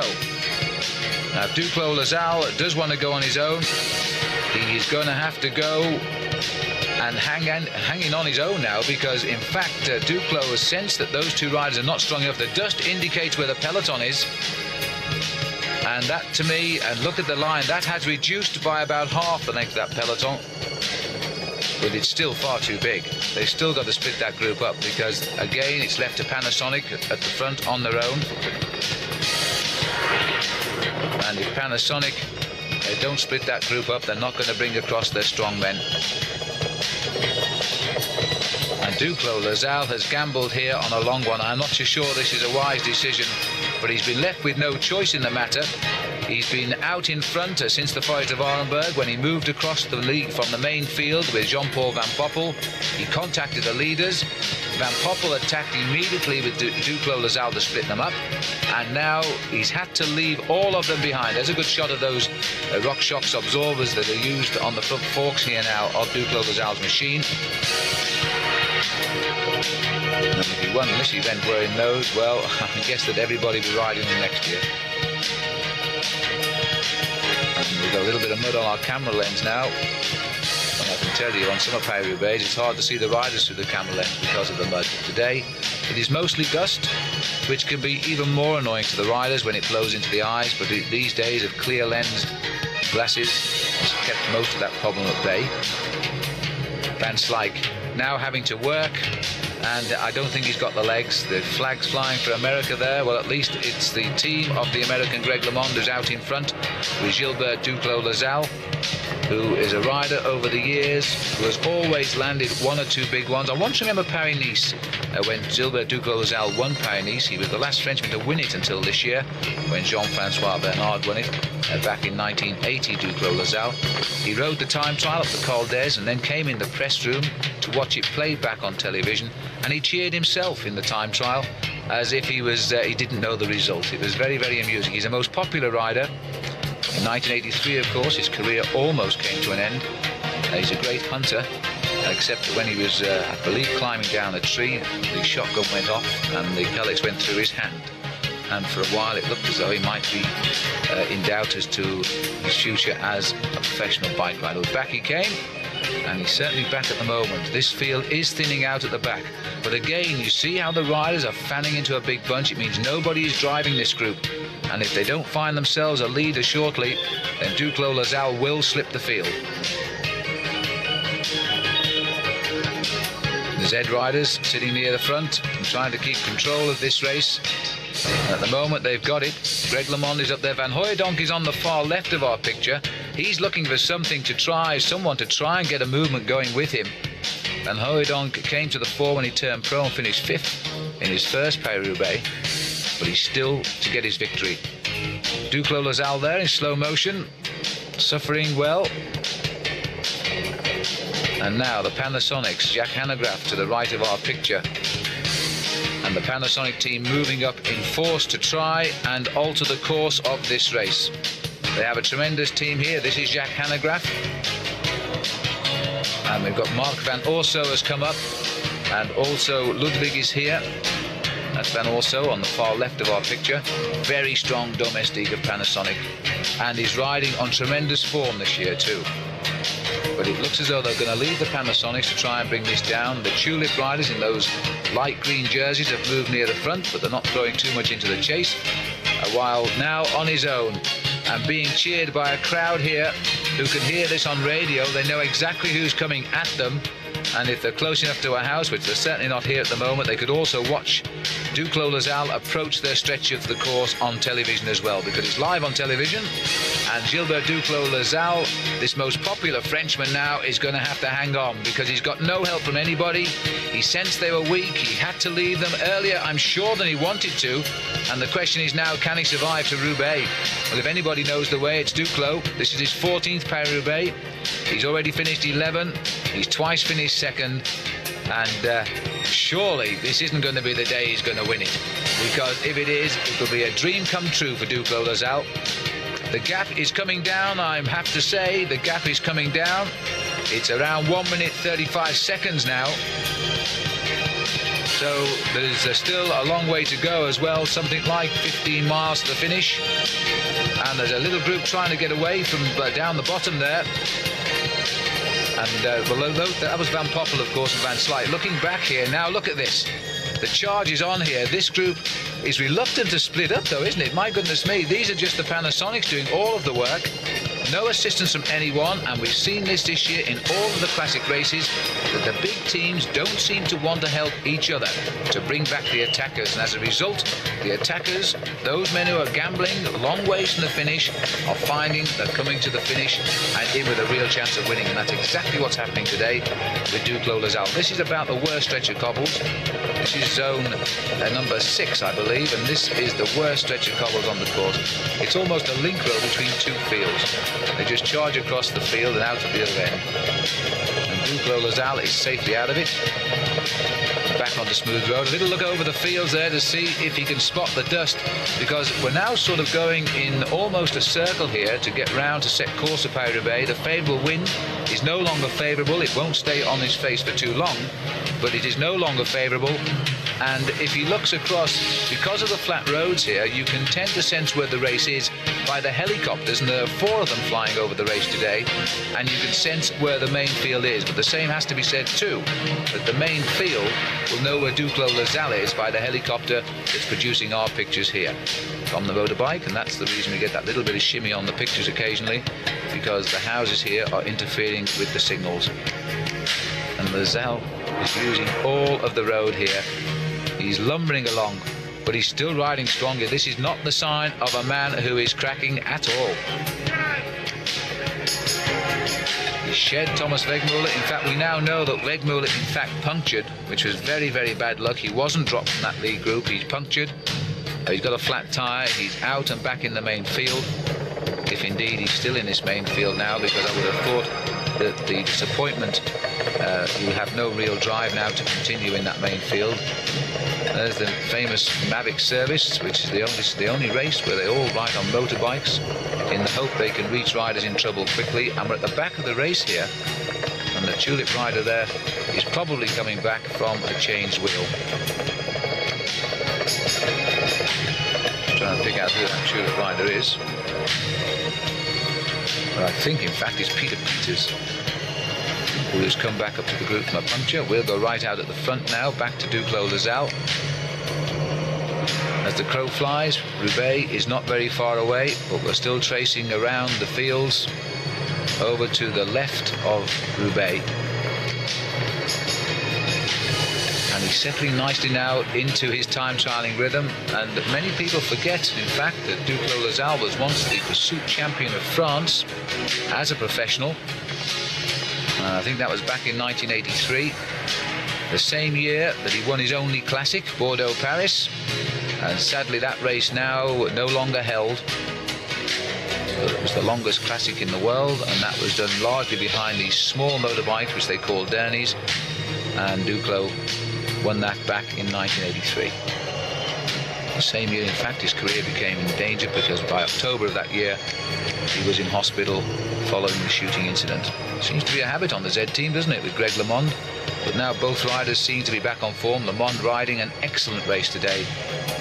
Greg might be a little bit disappointed he's having to play the defender. I don't know, because he's a great friend of Gilbert Duclos-Lassalle, and I think he'd be as happy as anybody if he could keep him away to the finish now. He's certainly trying, because back in the field LeMond is trying to disrupt the chase. These two are holding on. Although the field is closing in on them, they're still out there, second and third on the road. Van Slyke seems to have found new legs, because now he's doing the majority of the pacemaking in this chase with Van Poppel. Let's have a look at the gap. It's a long way. Duclos-Lassalle has flown.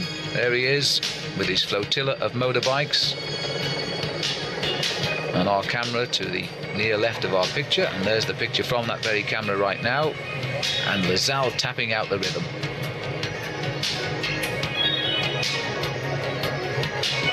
Well, Duclos-Lassalle has won more than 60 races in his career since he turned professional. He's been a pro a long time, just like Sean Kelly, 1977. Duclos turned pro for Peugeot. He's coming up 38 years of age. It seems to be the season of old men, doesn't it? I don't mean that in any way disrespectful, because these boys really know how to look after their bodies and to get the best out of them. And if your mind doesn't go stale, the body won't. And like Sean Kelly, Duclos-Lassalle's mind is certainly not stale. He still comes out and rides these races like he's a 19-year-old. He's pushed away two younger men here in Van Poppel and Van Slyke. And it seems to be all Van Slyke now. Van Poppel, the easing out of the saddler, that's the sign that the legs are now aching, the back is aching, and that life is no longer really pleasant in Paris-Roubaix for Jean-Paul Van Poppel. Reaction from the group here. Could be Rudy Darnans who's trying to get away, and it is indeed Darnans who's coming clear. Another man that enjoys Paris-Roubaix. He's been in the top 5 on I think 3 occasions.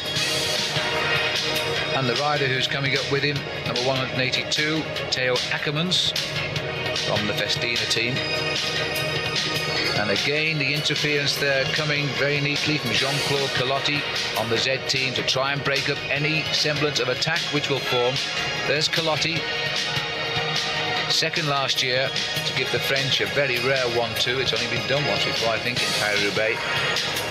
And now Calotti having to adapt to a very different role. He's not thinking of winning this sprint for victory in Paris-Roubaix. He's just thinking now of breaking up the rhythm in pursuit of teammate Duclos-Lassalle. This is Hendrik Verdant.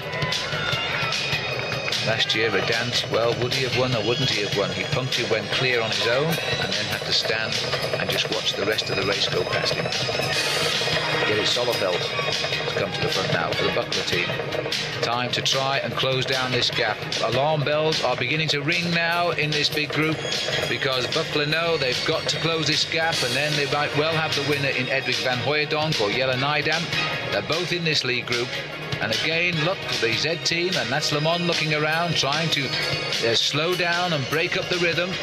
Zolleveld giving it everything now, nobody helping him. Once more, a demonstration of just one team having to take on the workload. Nobody coming through on him at all.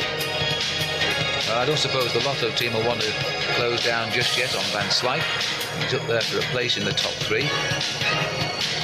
Certainly the Z team aren't going to help, so there's going to be a bit of a gap down that line where nobody's going to help it. When Zolleveld sits up and looks over his shoulder, he's going to find nobody willing to take up the chase. And while this keeps going on, this breakaway will not pull back Duclos Lasal unless he blows. And Zolleveld, I think, beginning to think it's time somebody else come through and did some work. He's got a good rhythm going, hasn't he? Chopping off the apex of each of the corners. Now he wants somebody to come through, and look, well, we're on a bend. Maybe that was the reason he freewheeled. We're back up with the leader now. Well, he's still tapping out the rhythm, but I get the feeling that he's also beginning to get tired. Duclos Lasal, his shoulders are rolling a little bit there. A few down. Now the question is, have those two riders stayed clear? The helicopter searching vainly down a long slice of road, and just round the corner there are the two leaders. They are there, but I think if we were able to look behind the houses, we're going to see the chase group are closing in pretty quickly on these two. And it looks to me as though it's all Van Slyke now. Van Poppel, I think, has hit the wall. He's not doing anything at all to assist Rick Van Slyke. So isn't it funny how the body changes over the miles, because Van Slyke was in trouble not 45 minutes ago, and now it's Van Poppel who is hanging on at the back. Now just how far have those two got? Not a long way. There they are, and it is really a very big bunch. They're still coming towards Roubaix. And again, the Z boys have got themselves under control at the front. They are slowing down the brake on this narrow stretch of road. And once more, it's down to Panasonic to try and lift the rhythm. Paul Calotti in the lead, everything going according to plan.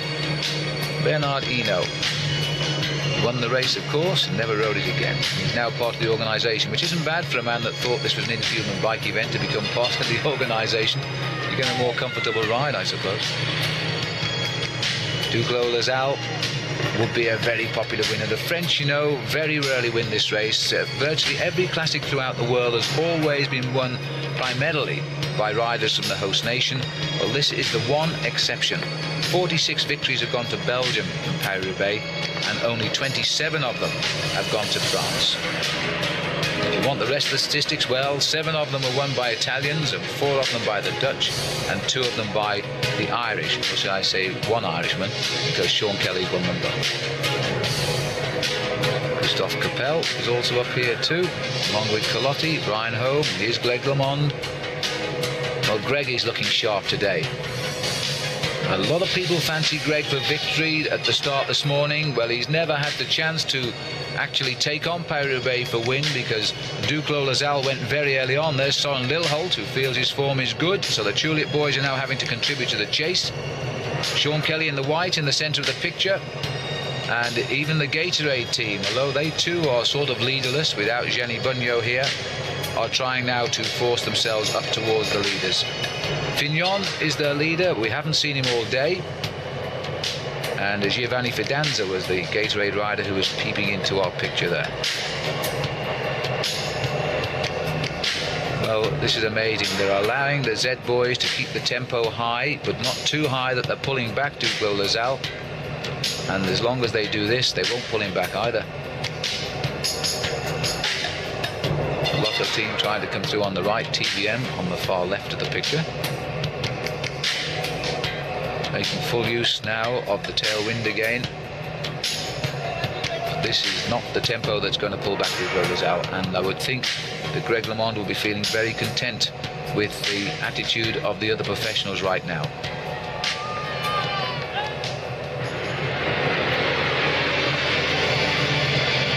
Lotto not willing to chase too hard because they know Van Slyke, they must know he's tired, and they must know surely that Duclos Lazal is on his own. And back now with Duclos Lazal, so we've gone forward to Duclos Lazal as he continues now going towards Roubaix, and the kilometres are ticking away very, very nicely, but it looks to me as though Duclos is beginning to get himself in a little bit of trouble. These two are still staying clear, and that is a tribute in itself purely to Van Slyke, because nobody else is working in that group now. Van Poppel can't work. There's Nydam come to the front, and this is Roger Leger. He only finished the Paris-Roubaix once back in the 70s, 74 I think it was, and he finished in the 70s too.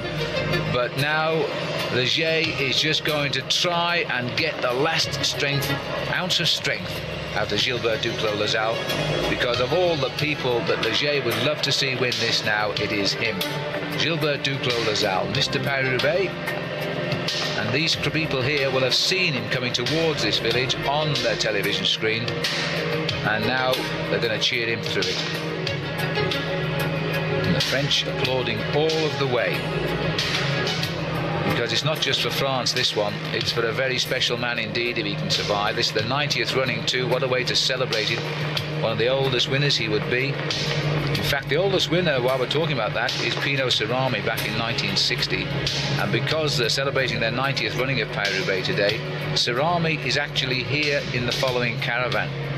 So that would be very fitting, wouldn't it? And I would say too that Pino Cerami looks a very fit man indeed. He looks to be in his 70s, but he's very fit. Well, there may not even have been anything wrong with those gears. It's often a situation whereby the mechanic will give him a little bit of a psychological boost, just come along and help him for a couple of seconds. Didn't choose a very good place to do it, I must say, with that centre reservation looming up. Now, what will annoy Duclos Lazal is the dust being stirred up by those lead motorbikes on the cobbles, because that's going to be very, very annoying to his eyes. And again, Lazal chooses to just use those shock absorbers on the forks and crash straight down the middle of the road. He's not searching for the loose gravel or the grass on the right or the left of the road. He just goes a big gear and just bounces over the cobbles down the road. The news is reaching us too from out on the course that the Motorola team, amongst a number of riders today, are having one of those forgetful Paris-Roubaix. That so far as we can work out, they have had 10 flat tyres amongst the team riders, and Dagot Lauritsen is listed amongst the fallers, although he's up and riding again. Well, that is amazing. Kelly has gone twice with punctures, and he's rejoined that chase group. Well, it'll take a lot more than a few flat tyres to keep Sean Kelly out of the front, and he does look strong. He's riding in that lead group, and very often these corners are thick slimy mud, but not so today, barely wet. The interesting thing about Duclos Lazal is he is not a man of northern France. He comes from down on the edge of the Pyrenees. He is a Rayonnais, and there are no cobblestones down there. I once remember when he took the lead in the King of the Mountains in the Tour de France, which isn't bad because he can't climb hills very well, and certainly not amongst the great climbers. And he took them over the small hills, early stage of the tour, and he arrived in Pau at the foothills of the Pyrenees wearing the polka dot jersey as King of the Mountains, to an enormous cheer from the public, all of them and many of them personal friends. And they were falling about laughing when they saw him wearing the polka dot leader of the King of the Mountains, the Pyrenees, literally out there next morning. And he enjoyed the joke with them, and I think that's why everybody likes him. He is a very, very popular man. This is Bauer. Bauer again putting on a good performance in the race he seems to ride so well in. He's got to the front. He's got to do something now. Duclos Lazal is surviving far too long in the lead, and although they're closing down, we're talking of 5 and 6 seconds at a time, then they freewheel, and Duclos Lazal is taking it back again. A little chance to have a look in slow motion at the pounding the bike is taking, not to mention the bones in the body over the cobblestones, as we're coming now towards the end of the cobblestones in this year's Paris-Roubaix. They've got to apply the pressure at the front, and they must break up that big group, because if they don't break that group up, they're never going to come back and pull back Duclos Lazal. There's the blackboard man, but he didn't show us the blackboard, unfortunately. I think he showed it to Duclos Lazal. Now this is Nico Verhoeven, in fact, so it might well be they've wiped out, and that's Le Monde coming across too. So I think they may have picked up now Van Poppel and Van Slyke. We never saw the capture on television, but this is Nico Verhoeven, a rider who seems to me to have refound himself this year. A very talented rider, but he's got good confidence, and Le Monde equally, the same must be said of him, because Le Monde is playing the perfect teammate. He shot out the peloton to try and pin down Nico Verhoeven. If Verhoeven got across to Duclos Lazal, he would beat him, that's for sure. He's a good finisher, and Greg is going to take him, and then maybe he'll just sit on the back wheel of him. I don't think Greg will participate, even though he's reduced it to one man. He's checking to see the proximity of the chase. Well, this is a very strong attack here by Verhoeven, and Le Monde has got him. Well, Le Monde has got him, and he's not going to help him. So Greg Le Monde pins down Nico Verhoeven, and now seems content. He hardly looks out of breath either, Greg. Seems content now just to... is he thinking of going through and working with him? Maybe. Because he's just making sure that there's nobody else there. Zed could finish up first and second today if they keep this up. This is Duclos, our cameraman there, right up behind him, holding his camera almost on the cobblestones. We're in one of the dustiest sections of the course here now, and that's going to be sending a message rather like smoke signals back to that chase group, which is closing in now to around 55 seconds. There's every chance now that Duclos, if he hits the wall, and to me he's not riding as well as he was, then he could well be wiped here before the finish in Roubaix. I have to say I feel rather sad about that now, because he's been out in front really for the last 70 miles of this event. He went clear in the Forest of Orenburg, 68 miles from the finish, and ever since then he has been the driving force of the lead group, and of course these last 20 odd miles he's been out on his own. Kelly at the front of the chase group now. Johan Museo is up there too. It looks like Olaf Ludwig moving up on the outside. Greg Le Monde is there as well. Nico Verhoeven. So they brought them back. And Kelly is the man who's punctured twice. And I also understand, and we'll have to find out later, but I think he's had a broken back wheel as well. Leger clearly getting concerned now that Duclos Lazal is going to hit the wall. The constant visit to cheer him on. He's not allowed to do that too often, of course. The race commissaires will stop him, but at this stage I think there'll be a lot of people supporting Duclos Lazal, and the television coverage on Paris-Roubaix this year better than ever before, so a lot of France will know now exactly the feat of Duclos Lazal. And they have managed at long last to break up that big bunch. This is a select group now that's going clear, and this might sign the death warrant of Duclos Lazal, because they've got a group going there as Duclos Lazal pounds over the cobblestones. And this is Dante Rezzi. Dante Rezzi from RMO is trying to go clear. So they split the group, and if Rezzi gets away, then he's going to try and evoke an attack from the back. And Rezzi looks as though he's been riding a lot in the wheels today, and now he's saved everything for one big move. His face absolutely black. But he's got clear of the field. Now the pursuit has begun. The official gap is still around about 2 minutes from Lazal back to that chase group. And that is the official time check. Well, it's still a long way.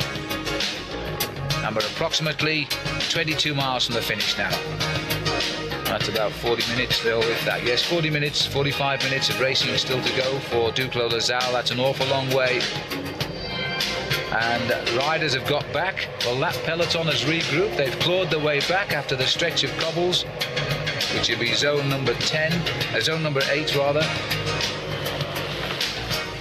And still Lazal survives out on his own. Former 5,000 metres pursuit champion of France. Well, it's a little bit more than 5 kilometres he's been out there today. There's still a few Motorola boys down there. Well, certainly Steve Bowers down there. And Sean Yates. I saw the big English rider Sean Yates, who really should win a lot of races, but he's so unselfish in his attitude to help other members of Motorola score that he very often gives up his own opportunity at victory. Well, he's in that lead group at the moment.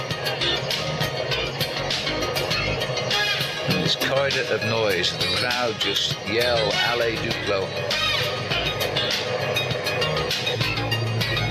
And the riders reforming now. Kelly, not too far away. Van Hooijdonk, this is Jelle Nijdam. Could do now with his father's talent. Back in 1961, Henk Nijdam, the world amateur pursuit champion. Jelle Nijdam has done a lot more than Dad, because he's become a tremendous all-round cyclist. He's proved to be a fast sprinter too, as well as a stayer. And a very strong man, and also has results this early season as well already.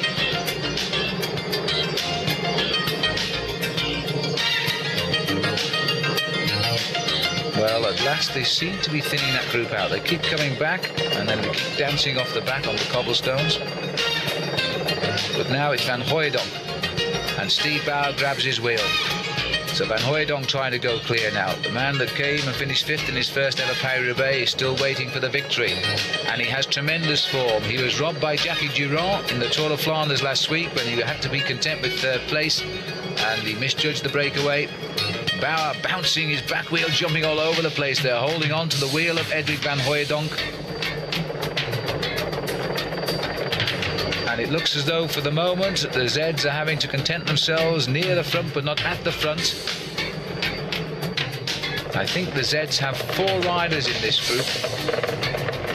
Frédéric Moncassin, who will be the sprinter if it came, along with Jean-Claude Calotti, Christophe Capel, and of course Greg LeMond, and I think also Philippe Casado is here.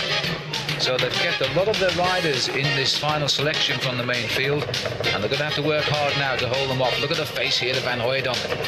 He is going to be very annoyed if he's been ruined another shot at a big classic victory by a breakaway that's gone so far from the finish, because he is a tremendous rider in these spring classics, the long, ungainly Edwig Van Hooijdonk. And once more, we've got Leger alongside, just giving Duclos Lazal words of encouragement, just saying you're doing all right, you're okay, they're not closing in that fast, you can make it. Drop down. It's still a long, long way. There they are. But that turn by Van Hooijdonk has done some damage now. A lot of riders have got to the front. I think it's possibly Johan Museu who's come up to the front now. And again, Greg has mastered this. He's got up to the 2nd place there. Oh, yes, is it Greg? Yeah, got alongside, try and slow it down again. Kelly's on his wheel, Bauer is there too, but you see nobody willing to help the Lotto rider. Certainly Zedal going to drive the pace. Somebody's come through, and that looks like it's Olaf Ludwig who's come through on the inside. Museu's not taking his wheel, neither is Greg. Greg's looked at Johan, Johan's looked at Greg, and it looks as though Olaf is going to put in an effort. As the field bunches up behind, well, this is amazing. I mean, Ludwig just came from the back of this group at almost 1/3 of the speed of that bunch again, and has been allowed to pedal straight off the front. No reaction.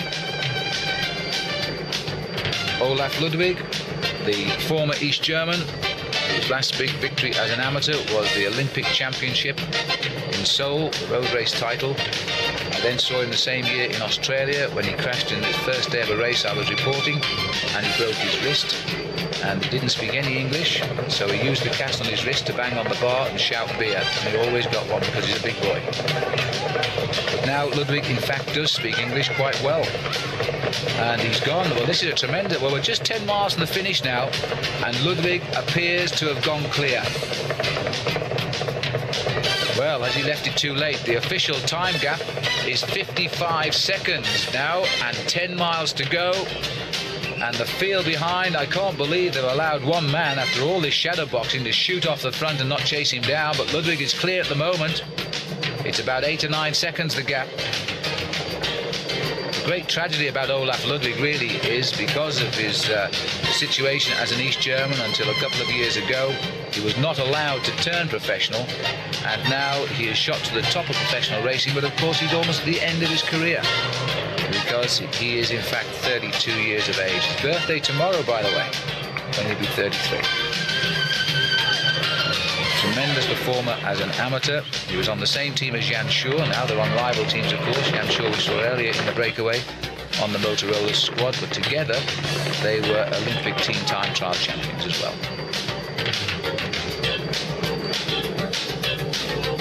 champion of East Germany before it became totally united as one country. And it looks to me as though Duclos Lazal is finding himself in a little bit of trouble now, and he's absolutely flying Olaf Ludwig. The gap is coming down tremendously now. It is 38 seconds, the gap. So Olaf Ludwig is going across at the very end of Paris-Roubaix. This could be a tremendous finish. Now, I wonder if the crowd know the danger now that's coming their way, because I think that Duclos Lazal is now hitting the wall. It's been a long day out for him. His shoulders are rocking and rolling. He's turning at the biggest gear he can there, so that's going to take his strength shortly away from him. And Gilbert Duclos Lazal, his position has hardly changed, has it? He sat there locked in and just tried to force those pedals around. The French versus Germany. And it's a fitting time to remark that Germany have never won Paris-Roubaix since the very first event in 1896, when Josef Fischer was the winner. Wegmuller came close. Sorry, Wegmuller's a Swiss. There's only one Swiss winner as well, with Henri Suter. Wegmuller almost got his second victory for the Swiss a few years back when Dirk de Mol beat him, and a plastic bag wrapped around his gears in the sprint. And now we've got another similar chase going on here with Olaf Ludwig trying to make it number 2 for the Germans. He's on excellent form, Olaf Ludwig, and he just loves racing in this part of France, just over the border from Belgium, where he's had a number of successes already this season. I remember this morning at breakfast, because he was staying in the same hotel as us, he looked out the window and I said, "It's nice weather, Ludwig." He said, "Yes, it's very nice," he said, and there was a smile on his face. I wonder what he was thinking. Well, the motorbikes are being sent through because that gap is closing down. It's a pity we can't swing round with our camera. I guess the our motorcycle-mounted camera would have a bit of a job to do that. But it can't be far back. This is the main field of what's left of them, and it looks as though Van Hooijdonk, taking a drink there now, is feeling that the birds have flown, and he made his move and it didn't work. He was a marked man, obviously much closer marked than Olaf Ludwig, who found it much easier to escape. And as a result, this group is now falling back even further. So they're staying at around a minute, and Ludwig, I think realistically, is the only man left now who can actually catch Duclos Lazal, and he knows it. Now, I wonder if Ludwig could see, this was a long straight road here we've just seen, I wonder if Ludwig could see the cars following the leader Gilbert Duclos Lazal, because there's a left-hand turn at the top of this road, and I've got a feeling that out of the corner of my eye we could just see Ludwig. Here we are, we're in that village now, and this is the left-hand turn coming up. It bears round to the right, in fact, and then goes left, and I'm wondering if indeed Ludwig can now see this man, and if he can see him, then he's going to catch him.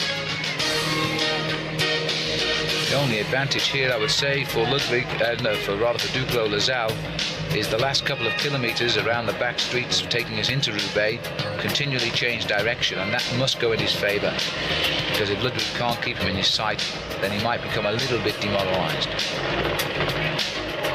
What a dramatic pursuit this is. There are very few Paris-Roubaix, and I certainly have never reported one that has resulted in a pursuit like this to the finish. And this is Brian Holm now, who's trying to launch an attack. Van Hooijdonk is straight on. That's really Darnans too, who's come up onto the back wheel. Of course, Panasonics have a new role to play now. They don't want to chase down anybody anymore now, because they've got their man away. They want to stop this chase getting up to Ludwig, and indeed Duclos Lazal has found himself some new friends on that team. Leger looks to me as though he's itching to get back up alongside Duclos Lazal and speak to him, but I think the race commissaires will have stopped that by this stage. And Lazal is now on his own.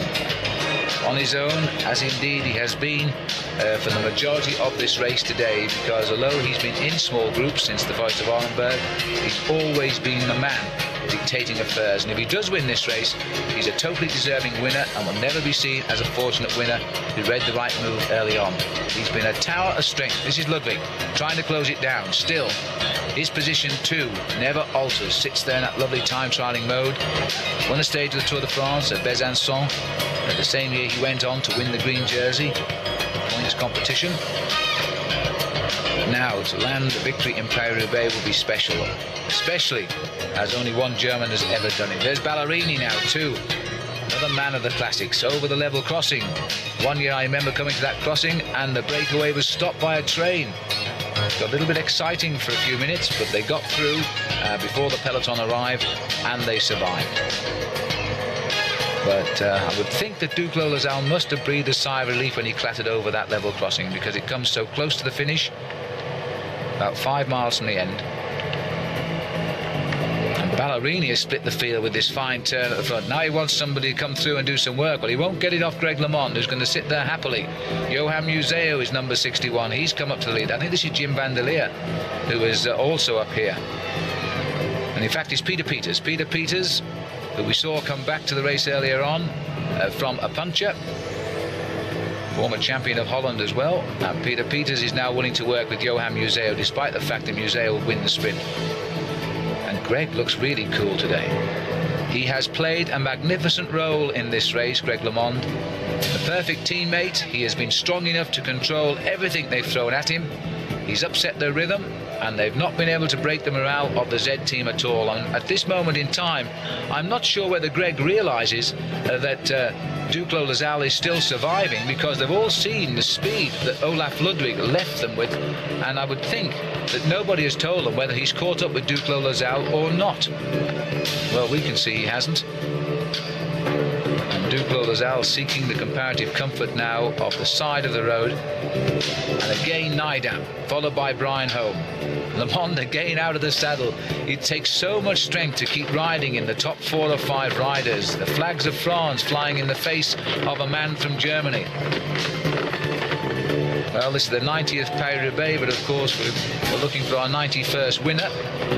And in case you're wondering why I say that, well, they have in fact had one day when they had to have 2 victors, because André Mahé in 1949 was the winner, but he was only he was in the lead. He went off course through no fault of his own, and Serge Coppe, who was the brother of Fausto, won the sprint, and they felt the first thing to do was declare 2 winners back in 1949.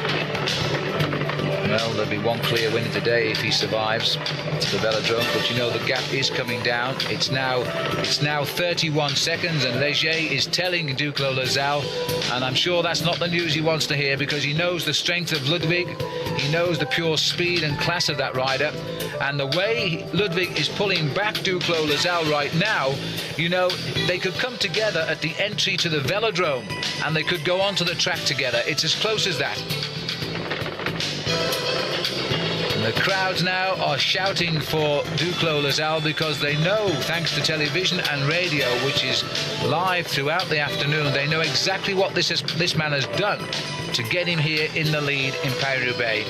He's not somebody coming out of the far distance and they say, oh look, it's a Frenchman. They know exactly what he's done to get here, and they appreciate the effort.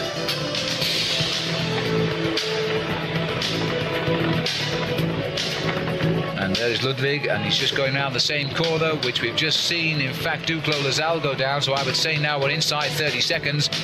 And Ludwig is coming back. Olaf Ludwig, and there's a car up the road there, but I don't think it's behind Duclos-Lassalle. He's a bit further than that, but he's going to see. There's the helicopter you see above our picture there. Well, that is where Duclos-Lassalle is. The other helicopter now flying over Olaf Ludwig, and the main field behind, I think it's safe to say, are out of it. LeMond has done his job well there. There's just one rider escaped the pack, Olaf Ludwig, and he's got a real chance now of pulling back Duclos-Lassalle. France versus Germany, and the 90th Paris-Roubaix is going to be remembered as a great event, whoever wins it. And it's the French themselves, of course, are going to want Duclos-Lassalle to win, but I think you've got to hold out the hopes here that Olaf Ludwig can cross the gap, because he's taken his chance well. He watched all the attempts by some big names in that chase group who couldn't get away. Now it's Nidam left to do all the pacemaking, and Brian Home. LeMond interfering in 3rd place. The Lotto boys should really throw the weight behind it as well, because they know that if they could catch all of them, and they're 55 seconds still from this lead group, from the leader on the road, which puts them about half a minute behind Ludwig. And now Walter Plankett comes up alongside, and a word in the ear of Olaf Ludwig. It won't be easy because he's sitting on the other side of the car, but there we are. And Plankett himself has ridden Paris-Roubaix, but he's never won it. And it looks as though now they're trying to get the best and the last out of Olaf Ludwig. And again, a little bit of picture breaker for which we can only apologise as we head towards the end now of this Paris-Roubaix. And he's still on the handlebars with his head buried, but you know Duclos Lasalle to me has found his second win because he's got a tremendous rhythm going here. Every turn of the pedals, and if anybody knows how far it is to go and how many cobbles there are in front of him, it's Duclos Lasalle coming towards the end of his 14th Paris-Roubaix, and if he can survive, it'll be the first time he's ever come home as winner. He lost to Henny Kuiper, he lost to Sean Kelly, I think it was. As he comes down now towards the finish, he's in the streets on the outskirts of Roubaix, and it's 22 seconds the gap, and Plankett knows it. Plankett is saying 22 seconds, down goes the head of Ludwig. Ludwig must keep looking up and thinking, where is he? He can't be going this fast so far from the finish after this long breakaway. Jean-Marie Leblanc, the organiser of this and the Tour de France, standing through the roof of his car there. And he's seen some great races himself, was a great cyclist. He rode in the Tour de France for the old team BIC. And now he's witnessing what is a classic pursuit into Roubaix, and what a superb end to the 90th event. And Ludwig really could still get onto Duclos Lasalle at the entrance to the velodrome, or even worse, for Duclos that is, he could catch him on the 1 3/4 laps of the track. Well, Duclos might have something to say about that. It seems like a good time to remind you of the positions in previous Paris-Roubaix of Gilbert Duclos Lasalle. If he wins today, he'll be the second oldest winner of the event, turning pro in 1977. He rode the event for the first time in 1978 when he finished 28th. He's now, when he finishes this one, he'll have finished 12 of the 14. He's had a second in 80, a second in 83, a fourth in 89, a sixth in 1990. He was 12th last year, and surely he must have thought that he would never ever, at 37 and virtually 38 years of age, win Paris-Roubaix. Well, he's now coming towards the end. He's as far as the eye can see because Ludwig can see him. And in fact, Ludwig is being held now at 23 seconds. That's the latest check. So the second check verifies the fact that Ludwig is not closing anymore on Gilbert Duclos Lasalle. And just look at it. I think Ludwig's effort has paid for the effort. He's at the end of the cobblestone. He's just exited Pavé sector number 1. Now it is a run through to the finish at Roubaix and the lovely smooth concrete of the velodrome that has welcomed this race virtually since its beginning in 1896. The 19th of April 1896 was the date of the first Paris-Roubaix. It was won by a German, Joseph Fischer, but it won't be won by a German this time. The crowd are welcoming a Frenchman, Gilbert Duclos Lasalle, and just listen to the noise here of the crowd, absolutely tremendous. Onto the stadium, and Gilbert Duclos Lasalle knows now that at 14 attempts, this one is for him. And the man who's been denied a perfect birthday will be Olaf Ludwig, because it's his birthday tomorrow. Ludwig is into the sides of the stadium. He'll be coming onto the track. He's going to be virtually one full circuit of the velodrome behind Gilbert Duclos Lasalle. And Duclos Lasalle might see him come in here as he comes round the back straight. Duclos Lasalle, and there he is, he's just come into the stadium. So what a great feeling for Duclos Lasalle. He's racing for the win, and he can see the tail of the rider who will take second place, Olaf Ludwig of Germany. And now all that remains for Duclos is the two-handed salute. He's going to do it right behind Olaf Ludwig, who looks over his shoulder. And this has been one of the most memorable victories in Paris-Roubaix. Gilbert Duclos Lasalle. Since 1977, he's wanted to win it, and at last, having finished second twice, he's done it.